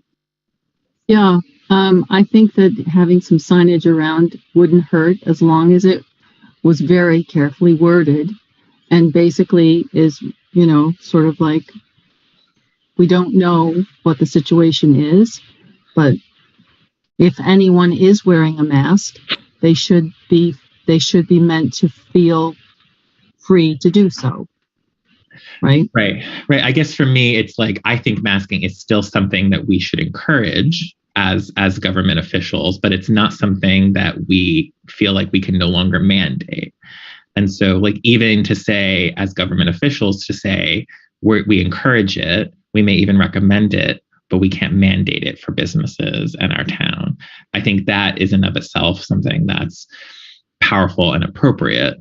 But maybe we don't even want to be that. Maybe we don't want that kind of clarity either. That's all. But I think. Well, go ahead. I do think that it's important because you hear about these confrontations where people are actually not attacked, but attention is brought to the fact that they're wearing a mask. I'm expecting to see some of that. And so, not necessarily in Norwich, but if we did, I would like to see that we had some sort of signage that said, personally, the select board believes in continued caution and masking. It is not currently a mandate. However, anyone who wants to wear a mask should feel free to do so without repercussion. Something like that. I kind of support that. Mandate. Mary. Mary, here I am. Yeah, hi, Mary. Hi. I think, I don't object to signage, but our signage was very simple. It says masks are required. So I think to boil it down somehow, masks are welcome, or masks are recommended and welcome, but to just boil it down to a few words if we're going to put out that kind of message. So masks are wise. So have a wise old owl. You could make it humorous. So, Rod, do you think it's appropriate for signage from the town manager's office to be developed that says that the town of Norwich Selectboard encourages but does not require masking, and distribute that in the same channels that we did for the previous signage? I think you don't want to get into sub clauses in a sign. It's you're breaking one of those basic rules of trying to sell something. Okay. So you should just say signs are welcome. You should say masks are welcome. Okay. If you wanted to put in smaller type at the bottom and encouraged, that'd be fine. But I think just keeping it really simple, that it's welcome. Okay, great. So we I think we should have is there a motion? Or we don't need a motion if we're just going to let it lapse. Right. But no, Rod is saying, what is Rod saying? What are you saying, Rod? The appropriate action is to vote the motion down. Yeah, so you go through the process of a motion because it's a really clear signal and it's a really clear record, and it then won't ever be unclear in the minutes subsequently. So the motion is framed intentionally in the affirmative. And then if a majority of you vote it down, then it fails. And so that's the end of it. Okay, that's good. So we can do that motion, and then this other motion where we're talking about encouragement can be a second motion. So let's do that. Go ahead, Claudette. Thank you, Rob. So I move to approve the extension of the Norwich face covering rule to April 25th, 2022. Okay, is there a second? Okay, seconded by Rob. Okay. So this is to approve the extension of the current mask mandate. So all in favor? Okay, so we're unanimously no, so I won't do roll call for that. And now let's get a second. Let's think, we've talked a little bit about what we might want to do for another motion might be go ahead, you got one? Thank you, Claudette. I move to authorize the town manager to provide signage to town businesses that say masks are welcome. Face masks are welcome. Okay. Is there a second to that? Seconded by Rob. Any discussion on that? Friendly amendment? Sure. What is it? Change that one word to offer, for the town manager to offer. Amendment accepted. Okay. Is that motion clear, Rod and Miranda? Okay. So all in favor, please raise your hand. Okay. Thank you. All right. Let's move on to the big agenda item. I think it's select board goal setting, year in review type stuff. Okay, so thank you for folks who submitted memos for the packet.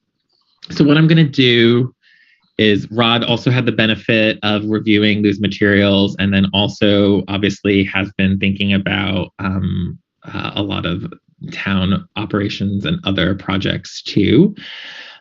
We've also been thinking about this in terms of, time and how many meetings we have to implement all of the goals that board members were stated and what Rod and the department heads also want to achieve. So I think what we're going to do is in 12 minutes or so, Rod's going to sort of, or maybe 15 we can go. Rod's going to walk us through some of the high level thinking that he has done, which is also a little bit of a synthesis of everyone else's thinking. And then we'll see where we're at. I think this is a real discussion evening. We can affirm or get more clarity at our next meeting. So we're taking that. Marcia, do you have a clarity question? Yeah, well, a suggestion maybe. I was thinking it might be easier for all of us if we developed a matrix with, everybody's suggestions, including Rod's. Oh, and yeah, that's what we're going to look at. We're having. Okay.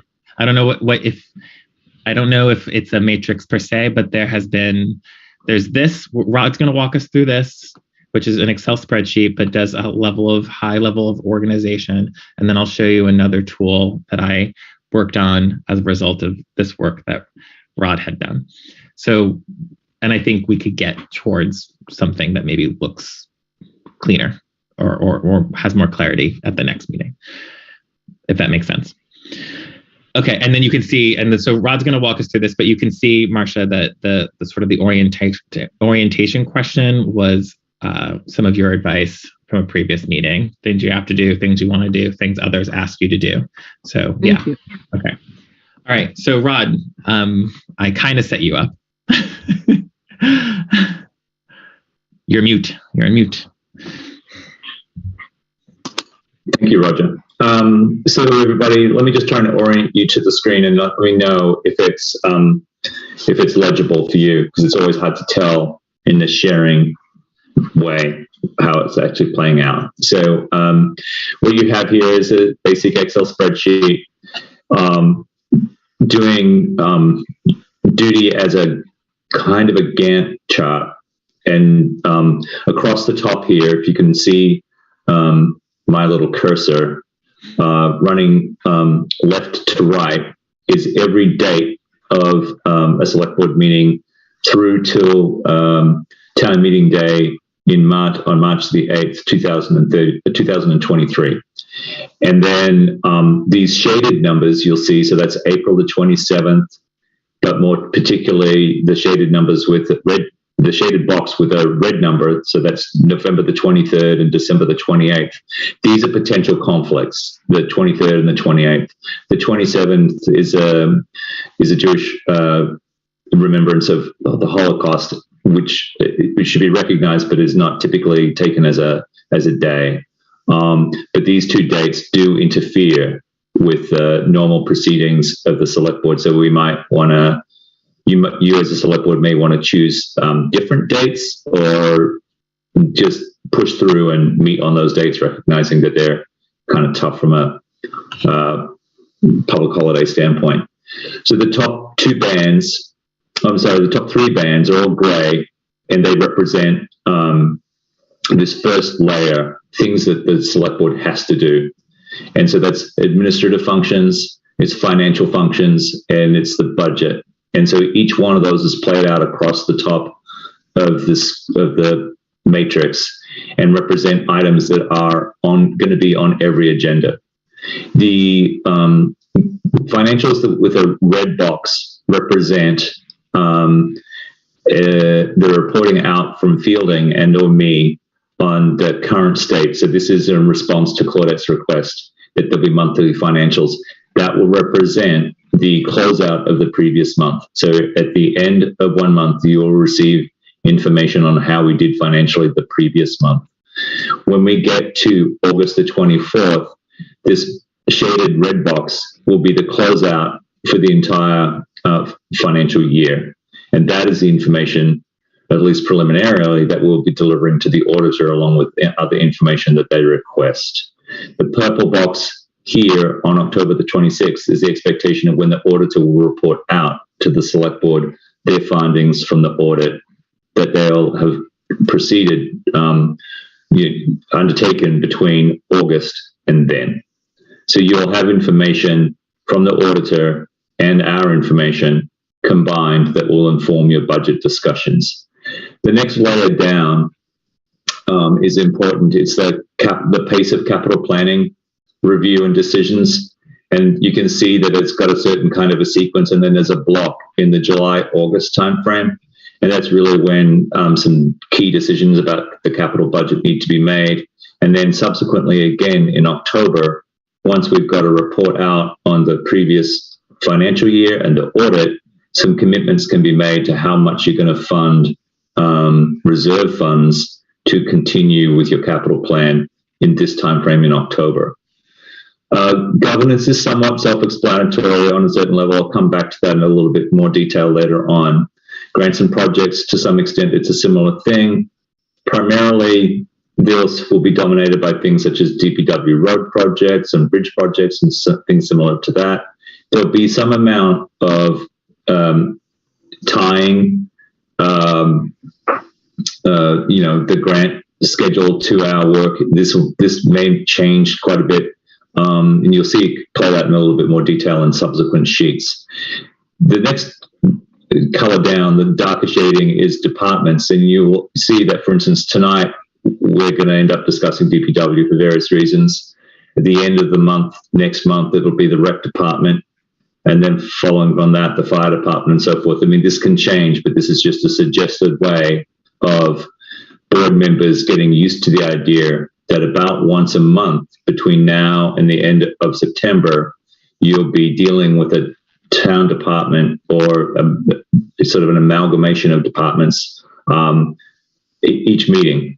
The idea would be to get a better sense of their operations and in particular focus on their capital planning process. So you'll see that for each time that you see a department, the following meeting, there'll be a capital planning discussion, and that should be primarily focused on the information given in the previous meeting from that department. So you'll have a fresh recollection of what they're asking for and what they want and what their planning process throws up, and then you'll be able to discuss that.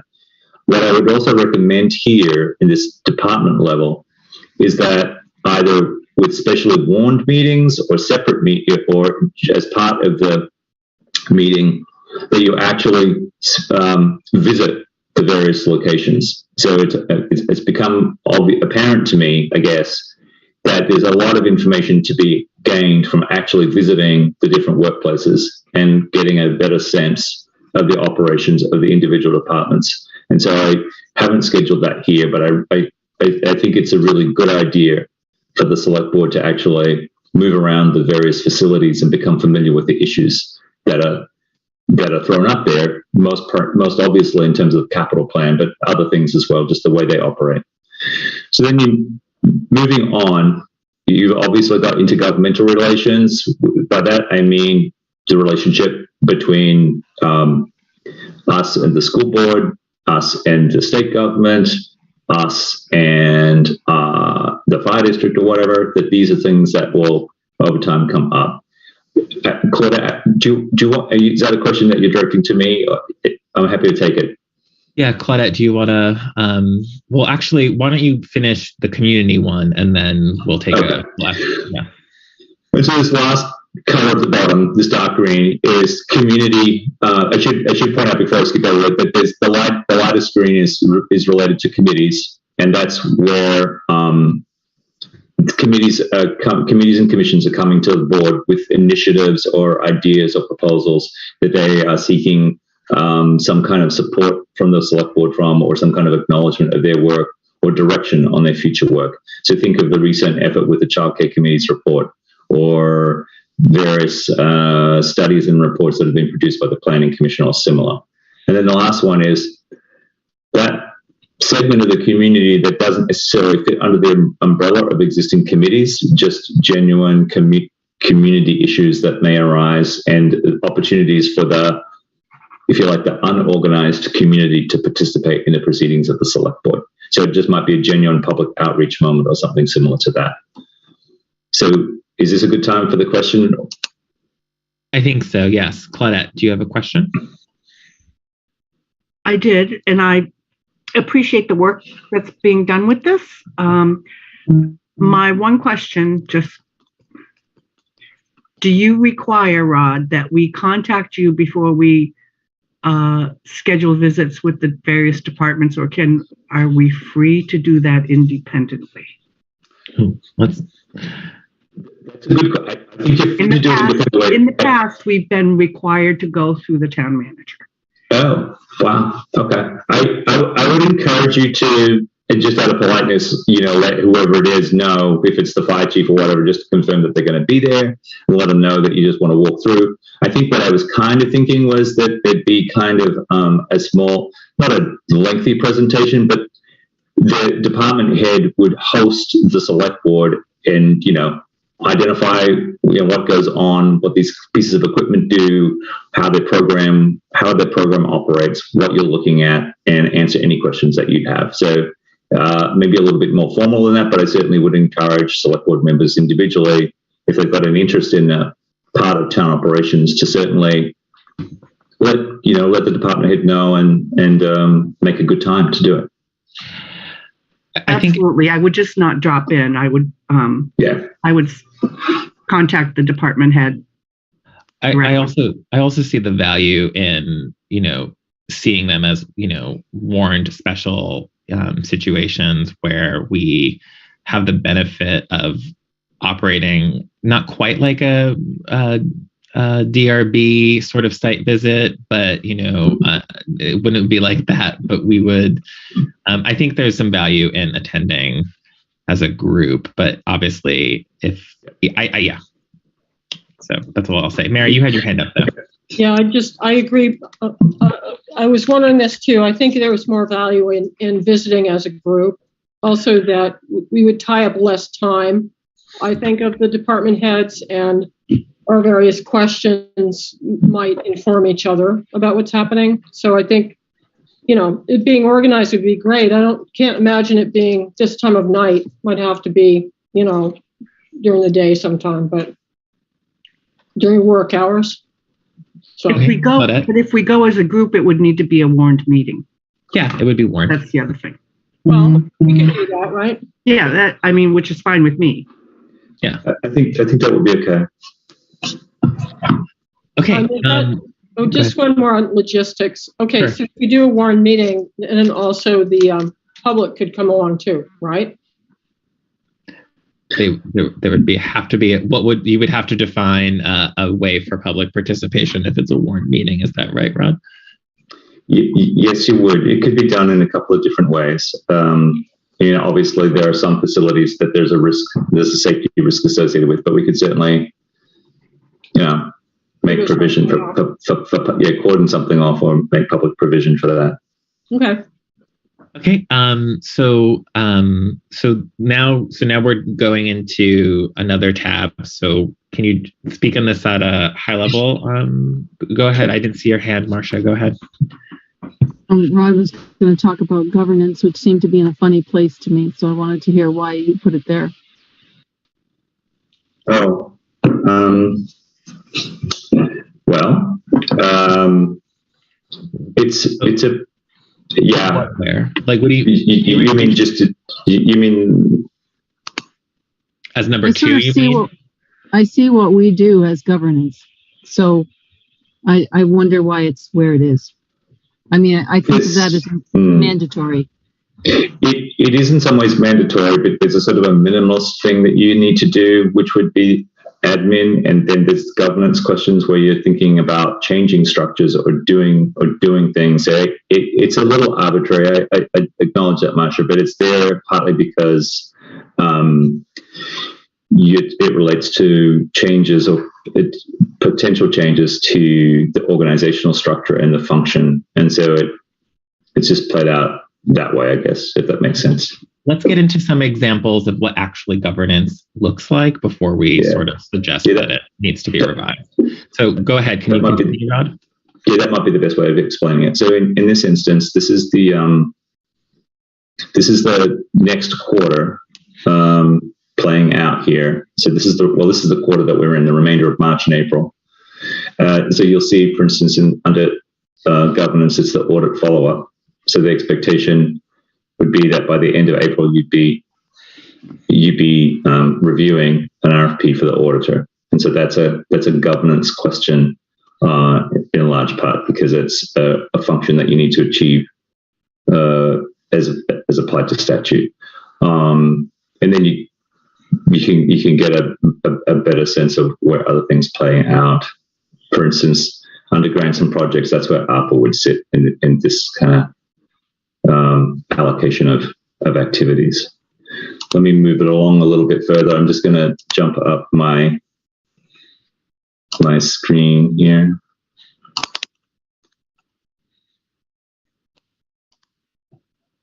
Okay, so here you begin to see a little bit more consistency.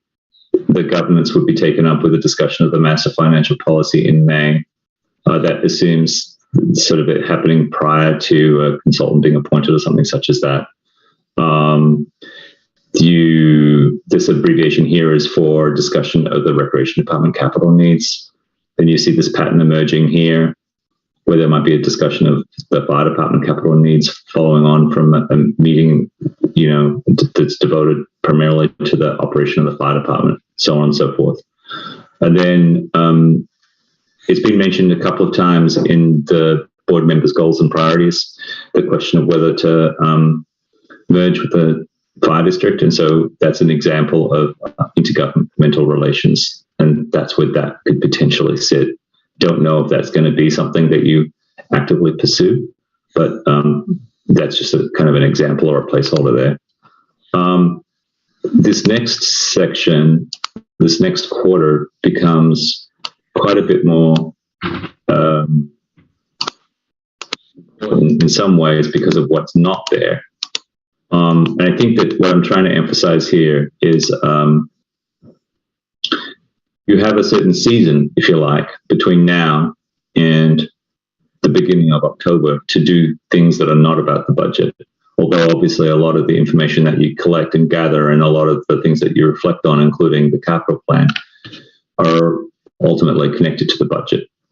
But around about the beginning of October, the budget is going to be the dominant item of discussion. And so what really happens is that there's a sort of a thinning out of the range of issues that you might contemplate. So the way this pattern works is that the review of policies, the adoption of new ordinances, the work of government aside from the budget get addressed between now and the end of September. And then there's a recognition that from the beginning of October through to the end of February is really devoted to the budget and town meeting preparations. You see that more clearly here.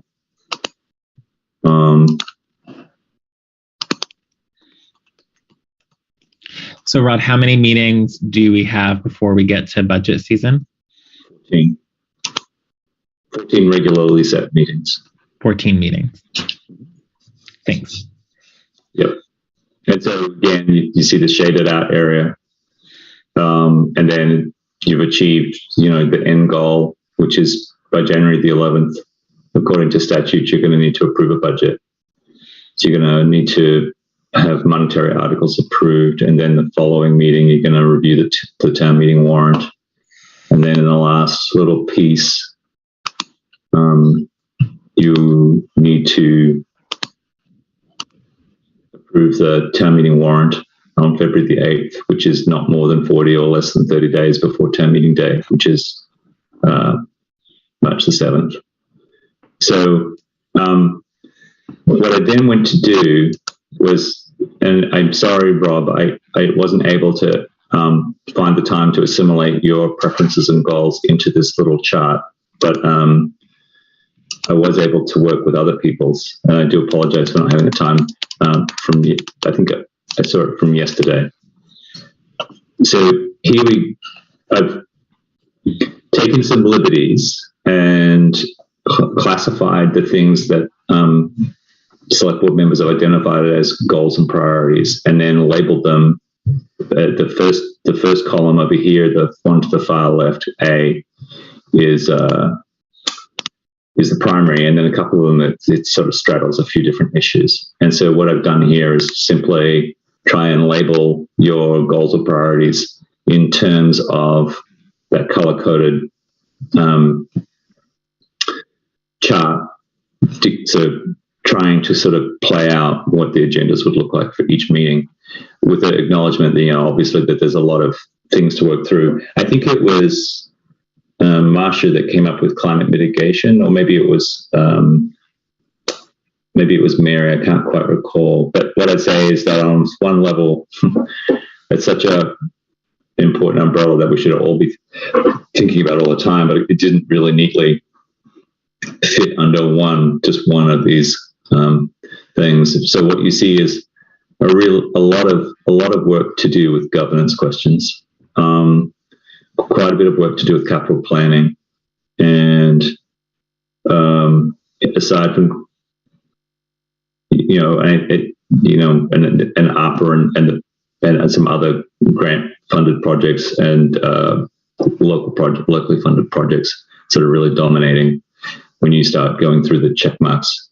And so if you take this, lift this up, and then try and put it back into the earlier pages that I've got, you begin to see how it's going to be a little difficult to address all those goals and priorities in the available time, given what else you sort of know you need to do.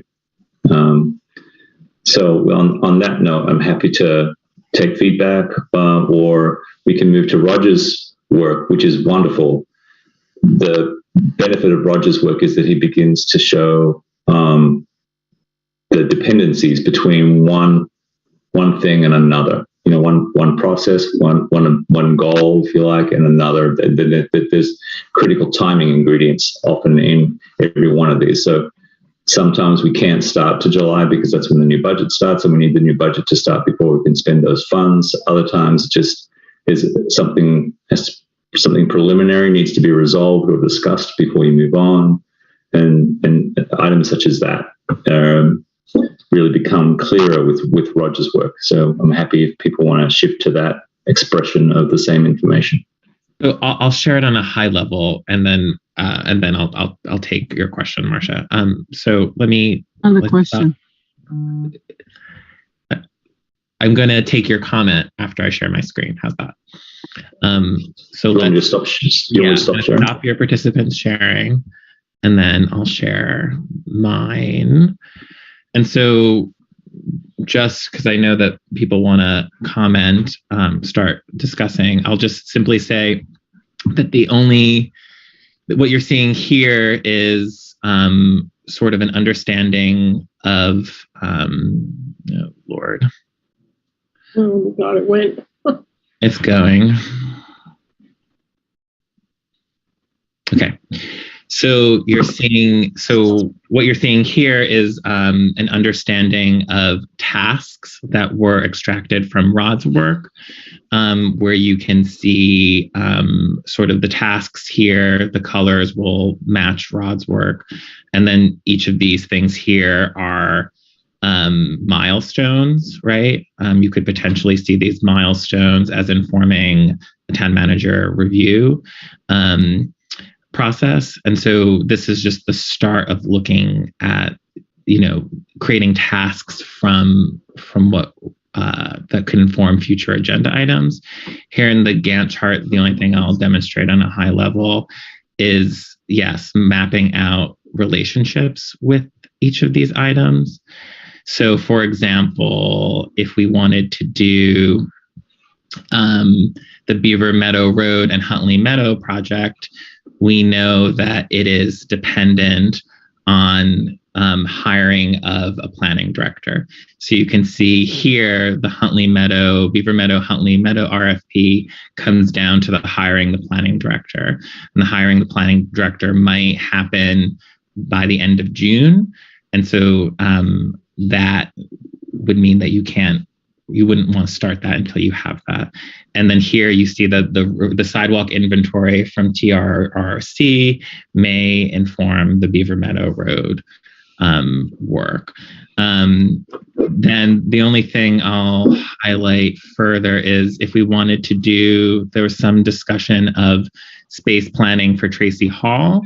You can see that space planning for Tracy Hall would inform Tracy HVAC upgrades engineering, which goes back up to inform Tracy Hall capital needs discussion. So if you're discussing the Tracy Hall capital needs discussion in September, we know that it needs to be informed by a space planning assessment for Tracy Hall and possibly a knowledge of the upgrades.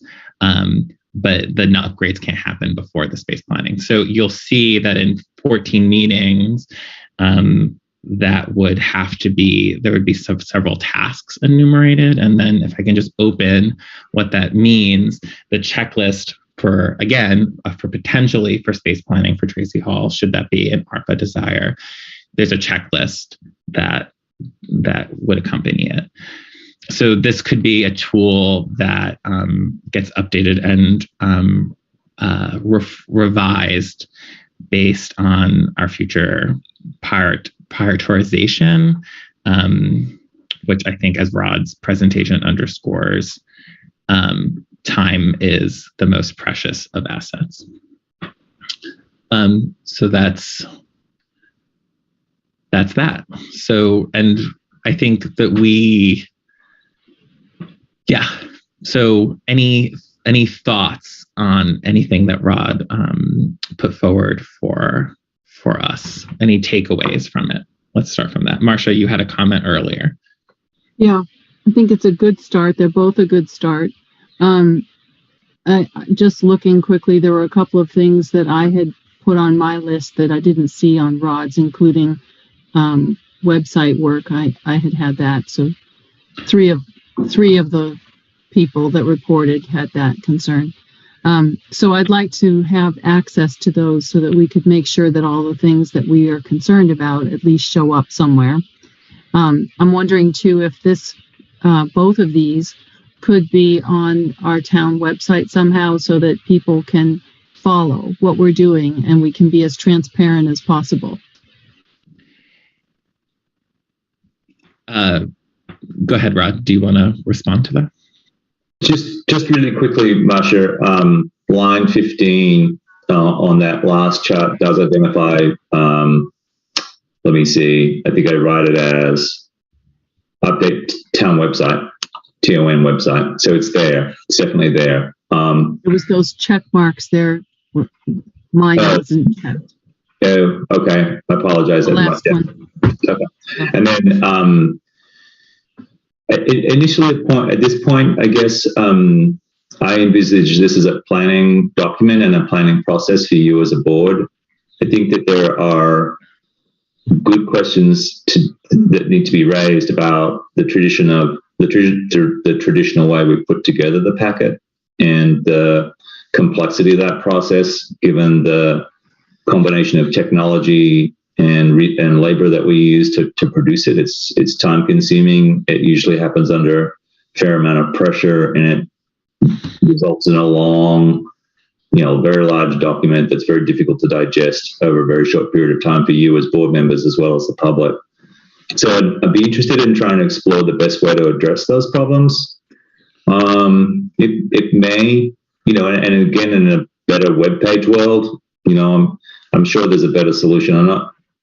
I guess I'm not settled on any one. I've not seen a great solution, and I'm not sure what that would look like. But I do want to acknowledge that I think you've raised a good point about how to ensure that the public can have access to these things. But at this point, really, my crazy Excel document was really meant as a planning exercise for this project, for this point, which is your goals and objectives for the coming year. The only thing I'll add to that, if I may, is any reliance on an Excel spreadsheet or a Gantt chart software, whether it's an internal planning tool or a transparently available document. The project management work of either of these things will inevitably take a back seat if we continue to business as usual with sort of the cumbersome nature of preparing agendas and packets. So I think Even the agenda review process could be tightened up and cleaned, because everyone will have the benefit of sort of knowing what is upcoming and sort of knowing how things adjust when we're informed of the dependencies that things have on each other. And so this idea of preparing a 150-page packet would need to go away if we want to rely on any kind of project management tools to be updated in the long term. Go ahead, Marcia. So are you suggesting that the packet actually would sort of live in this document? I don't necessarily, I would like to know, but I'm saying in terms of the time. So what I would, I have a particular suggestion for the packet, and I don't necessarily want to take up the space to discuss that here. I think a couple of things would need to happen. So I think the purpose of this exercise was to, communicate that we have 14 meetings outside of budget prep those meetings will be dominated by hearing directly from departments in new formats and convened meetings, and that we will be paying attention to their goals, their outlooks, and their capital needs. And along with some other special projects will dominate and lead up to a budget process. And so I think when that's understood, it becomes what time is left for anything else, a select board priority or otherwise. So I think generally in the next meeting, we could get a consensus on sort of, the chart, and then begin to figure out what we want to do that can be accomplished in whatever remaining time there is. And then we can chart, and time can be spent charting the progress if the packet process is revised. And I'm going to think about that more. It'll just mean making tighter packets and having supplementary information be available digitally only. But anyway, does that explanation that I just offered, which is really just a summary of what Rod offered, make sense? Go ahead, Mary. I think it makes a great deal of sense to understand the structure and the amount of available time, the dependencies, and the calendar. Part of the effort with the packet, there didn't used to be packets. Like when I came on, I don't believe there was, that practice wasn't there.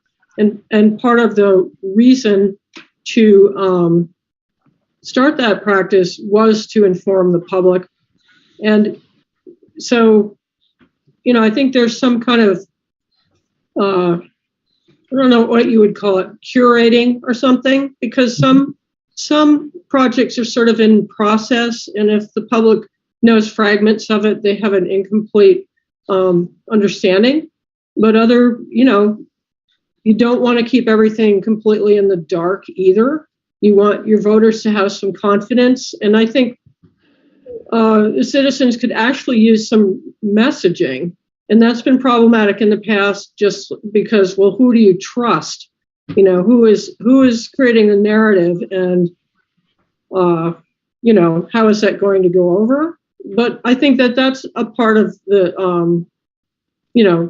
part of the intent of the packet was to have information go out to the public so they could know something about the workings of their town.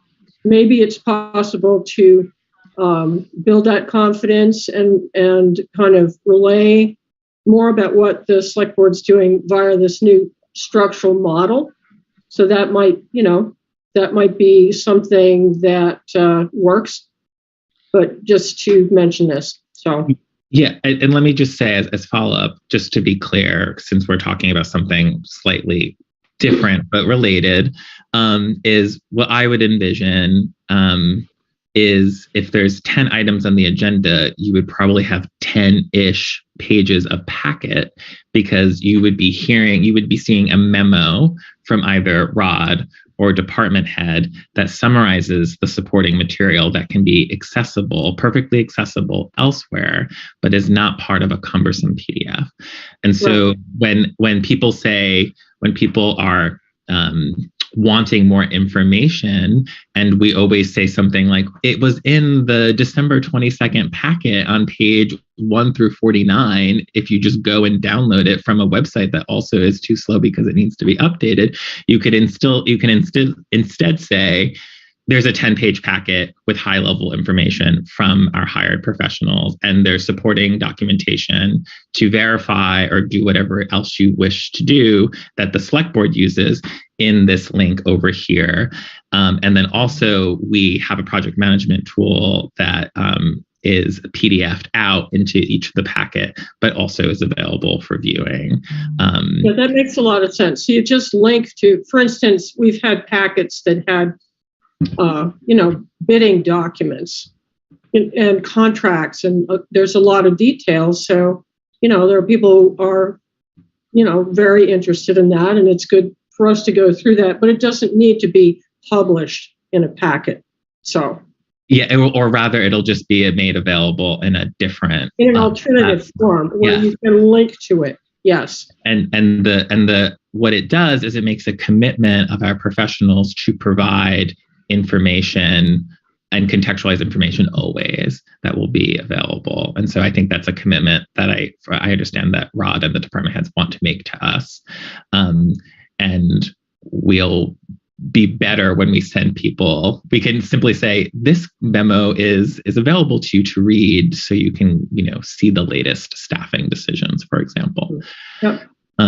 So I think that is, and I think that would make us more nimble and help us with our own capacities and capabilities as we continue to do all of this work.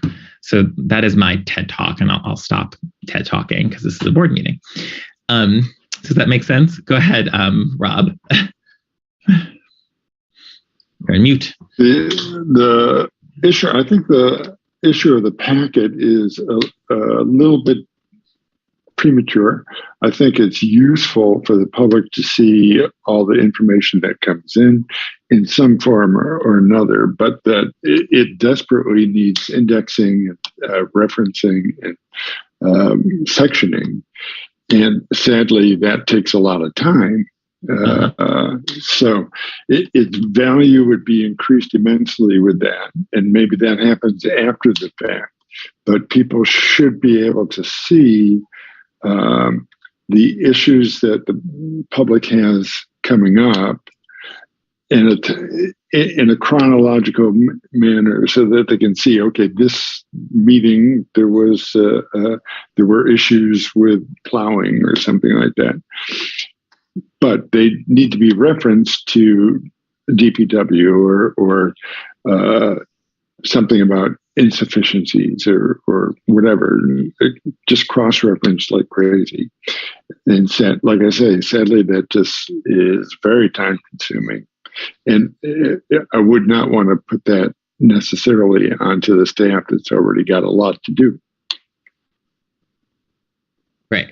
So I want to take the focus away from the packet and sort of the tools that we are using to work for our agenda setting, and maybe get back to the idea of goal setting a little bit, if that's okay. So do folks, so I guess let me start with this. So do folks see value in every meeting from now until budget time, hearing from a department head? So we'll hear from a department head in a process that Rod will work through with, Rod will work with the department head to prepare them for a presentation before the board on their department. We'll hear one beginning in April, and the next meeting, we listen to that in that meeting, and in the next meeting, we discuss and offer feedback from what we've heard. How do people feel about that model? Go ahead, Marcia. But when you describe that model, you're not saying that that would be the only thing we have for that meeting. No, but it would be a big part of it. We would be imagining 45 minutes potentially from spending time with that department head. So it would be a big chunk. Just wondering if we need that much time. Okay. Any other thoughts? Marcia or Mary? I'm wondering if this is that we would be hearing less from departments during actual budget time. Yes. I mean, okay, so it's sort of front loading yes that process and giving us time to really get to know the departments and the kind of landscape that they're operating in. And I would be okay with that. I would be wanting to, I don't know about the time. I probably might want to try one out. I don't think I want to go over an hour. Neither do we. Yeah. Half an hour might be fine. So. Okay, and then I'm going to turn to Rod to I'm going to talk to Rob, and then I'm going to turn back to Rod to see what kind of questions, what kind of back and forth would be imagined in that process. Go ahead, Rob here. That's exactly what I was going to ask and suggest. Some sort of a template of what's expected from each department. So how do you foresee or imagine a successful process going, Rod? Can you explain that? I think this was this was the department one. Yeah, go ahead. I like that association though, Roger. So I would say that the department question will feed back into questions of governance. I think it might have been Claudette that posed the possibility that looking into the medium to longer term future, the structure of our departments needs to get revisited. And then the staffing, what staffing needs we envisage in the future, and whether we have appropriate staffing to do the program that we want to do. Each of the department heads, is charged with having expertise in their field and a long-range plan. And in a narrow sense, that's represented and expressed through the capital planning process.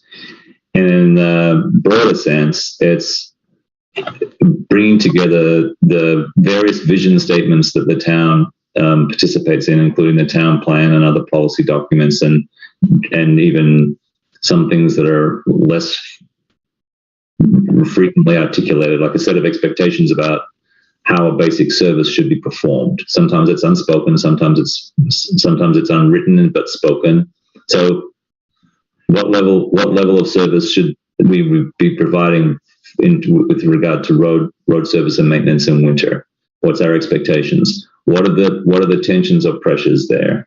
What do we envisage in the future? So there are groups also within the community that through the boards and commissions structure that have an interest in the future of government, like the Article 36 task force, that express expectations and show a vision that, for instance, shows Tracy Hall moving to a post-fossil fuel heating source, or changing the fleet, in various parts of the town organization to reduce our greenhouse gas emissions. So these departmental specific sessions are a moment that might be able to be templated, and I think there can be, but there might be some sort of bits hanging outside the template, where in the medium to longer term, your department head is going to present a vision for that department that's responsive to these things that the town has already articulated, and show what would be needed to implement those visions or policies, and or what progress they can possibly make in the coming year. So what I would hope would come out of that is a greater comfort level on the level of among the select board members of what a particular department does day to day, what it looks like, what they're involved in, how they allocate their work, how they spend their budget, what things come up for them, and what they envision in the future being. And so that deeper familiarity should make the budget setting process more efficient, because you won't necessarily be asking questions like, well, do you really need that thing? Or like, why do you need another one? Or what happened to so-and-so? Because you'll actually have a better sense of what's going on. And then I think that there are really good questions to ask about space allocation in Tracy Hall, If we put money into the website, do we find, because it's not just building a new website, it's maintaining that new website. Does that mean that we end up saving money in other parts of government operations? Can we reduce our paper consumption? Can we change the number of hours that people stand in front of the photocopier, scanning, making PDFs? If you can genuinely reduce that, because now it's probably up above 40 hours a week that there's a person standing in front of the photocopier, making it do scans so that you can read it later, right? If we can move away from that, then that person can do something else, hopefully more meaningful than cursing at a 15-year-old machine. And, we can achieve efficiencies. You won't necessarily know that or feel that unless you're going to engage with these departments at where they are. And so I feel like if that's the kind of information I'm hoping that the department heads can share with you. Where does the recreation department see it being in 5 years' time? What's that going to look like? How is the recreation department going to respond to the need to reduce greenhouse gas emissions? What are the greenhouse gas emissions associated with a basketball game in Tracy Hall? What are the greenhouse gas emissions associated with a game of soccer at Huntley Meadows? How do we know that? What do we do about that? Can we make changes in the way we do things and still achieve the soccer games and the basketball games, or do we need to do something else? So right now we have a general sense of what our operations do. To get back to the climate mitigation question, we have a sense of how much fuel oil we use and how much gasoline we use. So we have a rough sense of our greenhouse gas emissions, but we've not broken that out program by program, day by day. And what would we be willing to give up to achieve something somewhere else, right? So there's this notion that if the select board is really clear about meeting particular goals and levels of performance, then what is it going to take to do that? And what is the experience of trying to achieve that like for a department? Do we plow less often? Do we use the grader less often? Why? How would we justify that? How would we explain that to the public? These are all the sort of questions that I think, without wanting to be too abstract and philosophical about it, but it's really bringing together, if you like, the competing pieces that we talk about often at select board meetings, and then laying it out in how do we run Norwich. Right. And because they'll be specifically focused on capital, it'll be a kind of like there'll be a work product that is expected after the conversations, a revised work product rather. Mm-hmm. And we won't risk sort of talking just about everyone's sort of hopes and dreams and challenges, but rather, getting down. We have a work product that the conversation has to be structured in a very specific or particular way in order to meet that work product. So it won't be 45 minutes of a visioning exercise. It'll be 45 minutes of trying to get to determining needs, I guess, as to address Rob and Marcia's sort of good wondering about whether or not that's time well spent. Mary? Is it fair to say, and I think this is a good process to go down, for instance, with DPW, that before we were convened as a select board in a meeting to talk about goals and to sort it out, that we would have had to have had our tour of DPW and had a chance to, get to know it. But that would be necessary preparation for any of these. So it seems to me it's almost at least a two-part effort. Is that the way it's being envisioned? I hadn't gotten as far as you just did then, Mary. I think that's an excellent insight. It kind of knocks me back a little bit trying to find the extra time, but I actually think that you make a really good point. Yeah, I think that would make it much more worthwhile as an exercise.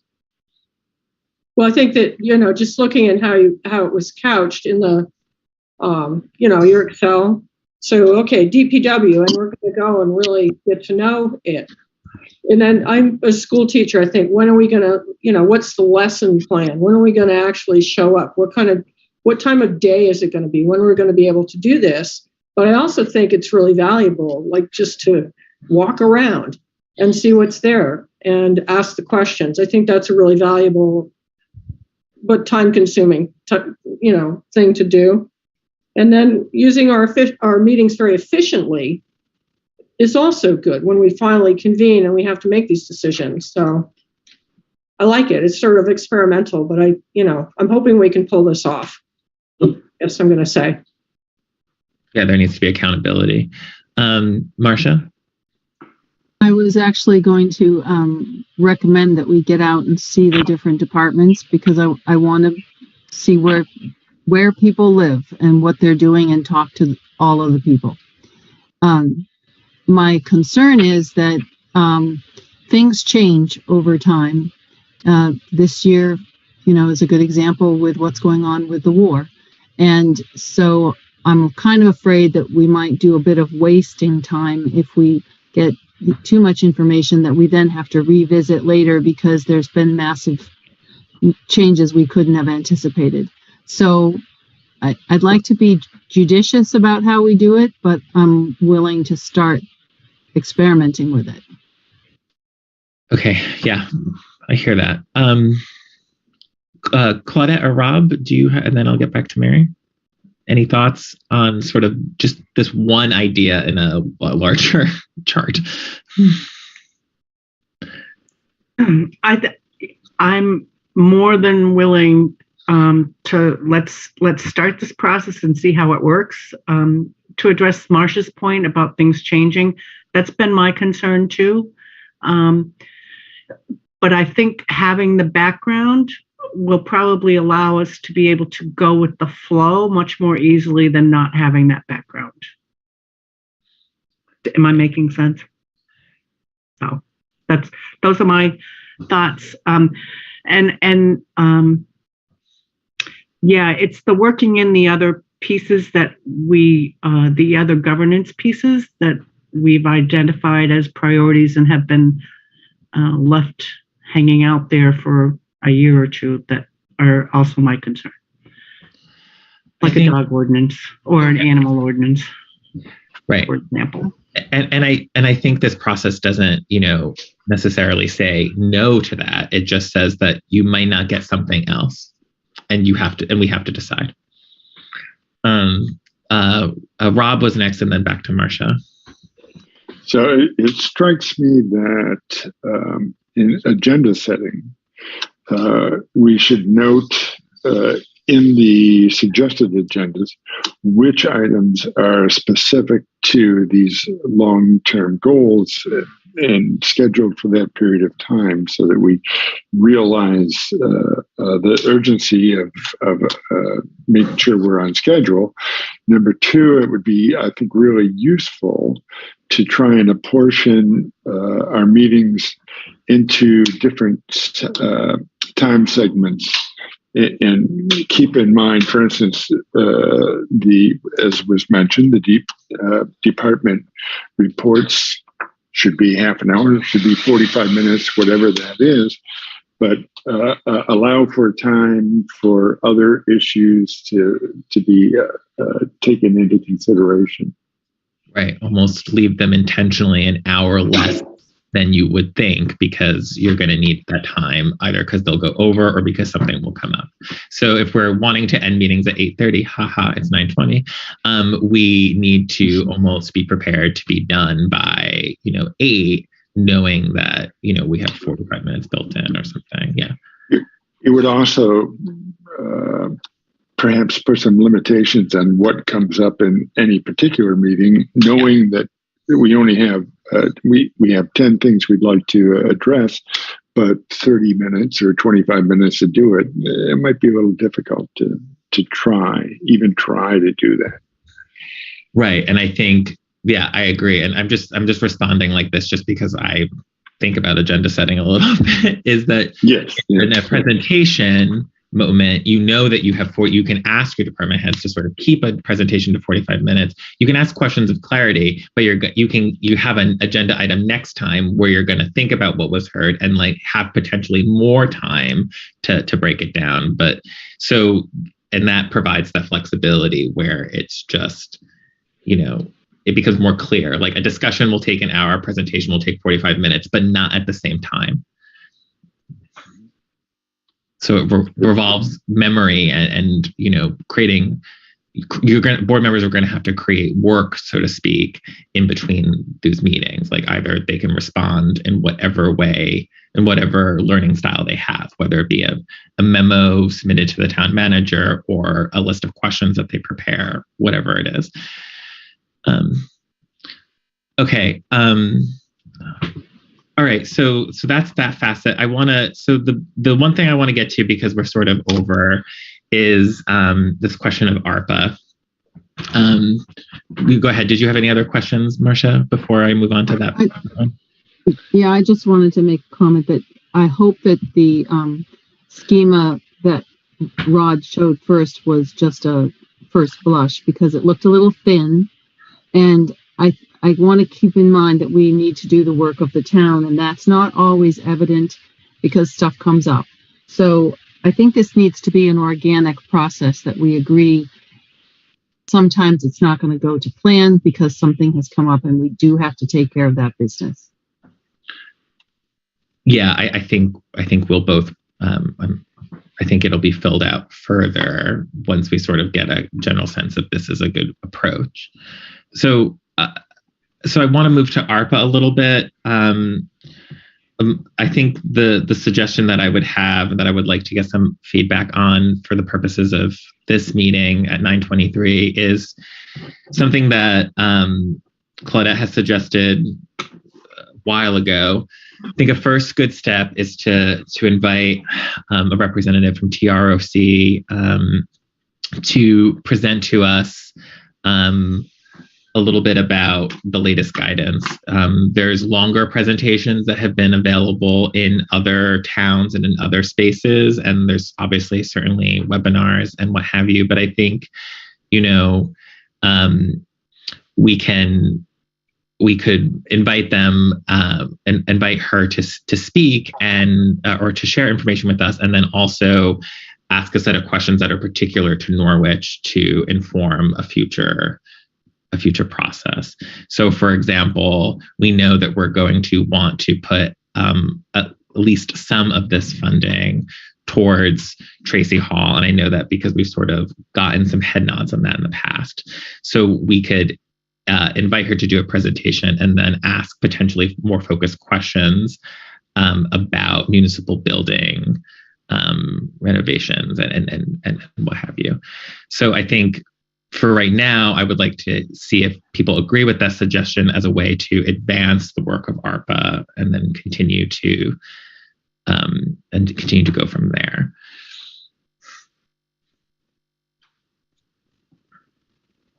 We're nodding a little bit. Rod, is that a good suggestion? Okay. Marcia? Yeah, I think that's a good way to start. I'm very concerned about making sure that we hear from people in town, and I also would like to make sure that there aren't any other initiatives going on in the state that would be other monies, so that we could be sure that we were, getting the best use of all funds and not wasting ARPA if there was something else. Right, like H518 is money for municipal building. Exactly. Did Rod or was it Claudette who had her hand? Claudette.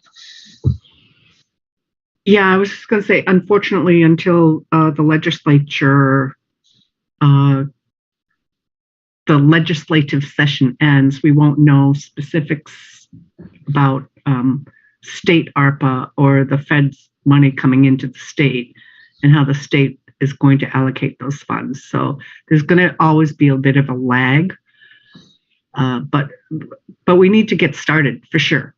So, and I'm more than happy to hear somebody give us a overarching presentation. Okay. Let's just get started. Okay. Rod, we talked a little bit about just one aspect of sort of how we could, make best use of these 14 meetings. Anything else that you would have liked to have heard from us in this discussion? Obviously, we're going to bring back something with more fidelity for board members, and we'll talk more at their next meeting. But anything that you feel like you needed approval or consensus on from us? I think this is a great first start, and I recognize that that people have got meaningful contributions and some questions about how this is going to work. I do too. So I'd like to get it rolling, and then we can always make adjustments, or if it's really not working, just say that. But I really feel like if I was to characterize what I think we need to do, which ironically ARPA is going to sort of help us do, is to really focus on our own issues. So there's a lot to do, and so that was the impetus behind kind of plotting this out. And so I appreciate the feedback, and I think we can. I'll take this back to the department heads, and we can move forward with this. Thank you. Okay, so we'll, in the interest of time, if nothing else, we'll know that this is to be continued, and we'll maybe move on to our next agenda item. If that's okay. All right. So, do we want to? Mary? Do you want to help us with some motions? Next item is an executive session for personnel. Okay. I move to make a finding that premature public knowledge of the Select Board's position relative to employee relations would place the town at a substantial disadvantage. Okay, is there a second? Okay, made by Mary, seconded by Rob. All in favor, please raise your hand. Okay, thank you, unanimous. Okay, there's part two. Yep. I move to enter executive session under 1 VSA section 313A1F, confidential attorney-client communications made for the purpose of providing professional legal services, to discuss a personnel issue and to include the town manager. Yep. Okay, is there a second? Okay, I saw Rob, made by Mary, seconded by Rob. All in favor, please raise your hand. Okay, I'm going to put folks in the waiting room. We won't, there will likely not necessarily, I can't tell you if there'll necessarily be any action, but this is the last agenda item in our agenda. And Miranda, we're happy to record the timings if you would like to jump off. Okay. All right, so I'm going to move folks into the waiting room and just keep board members for this executive session.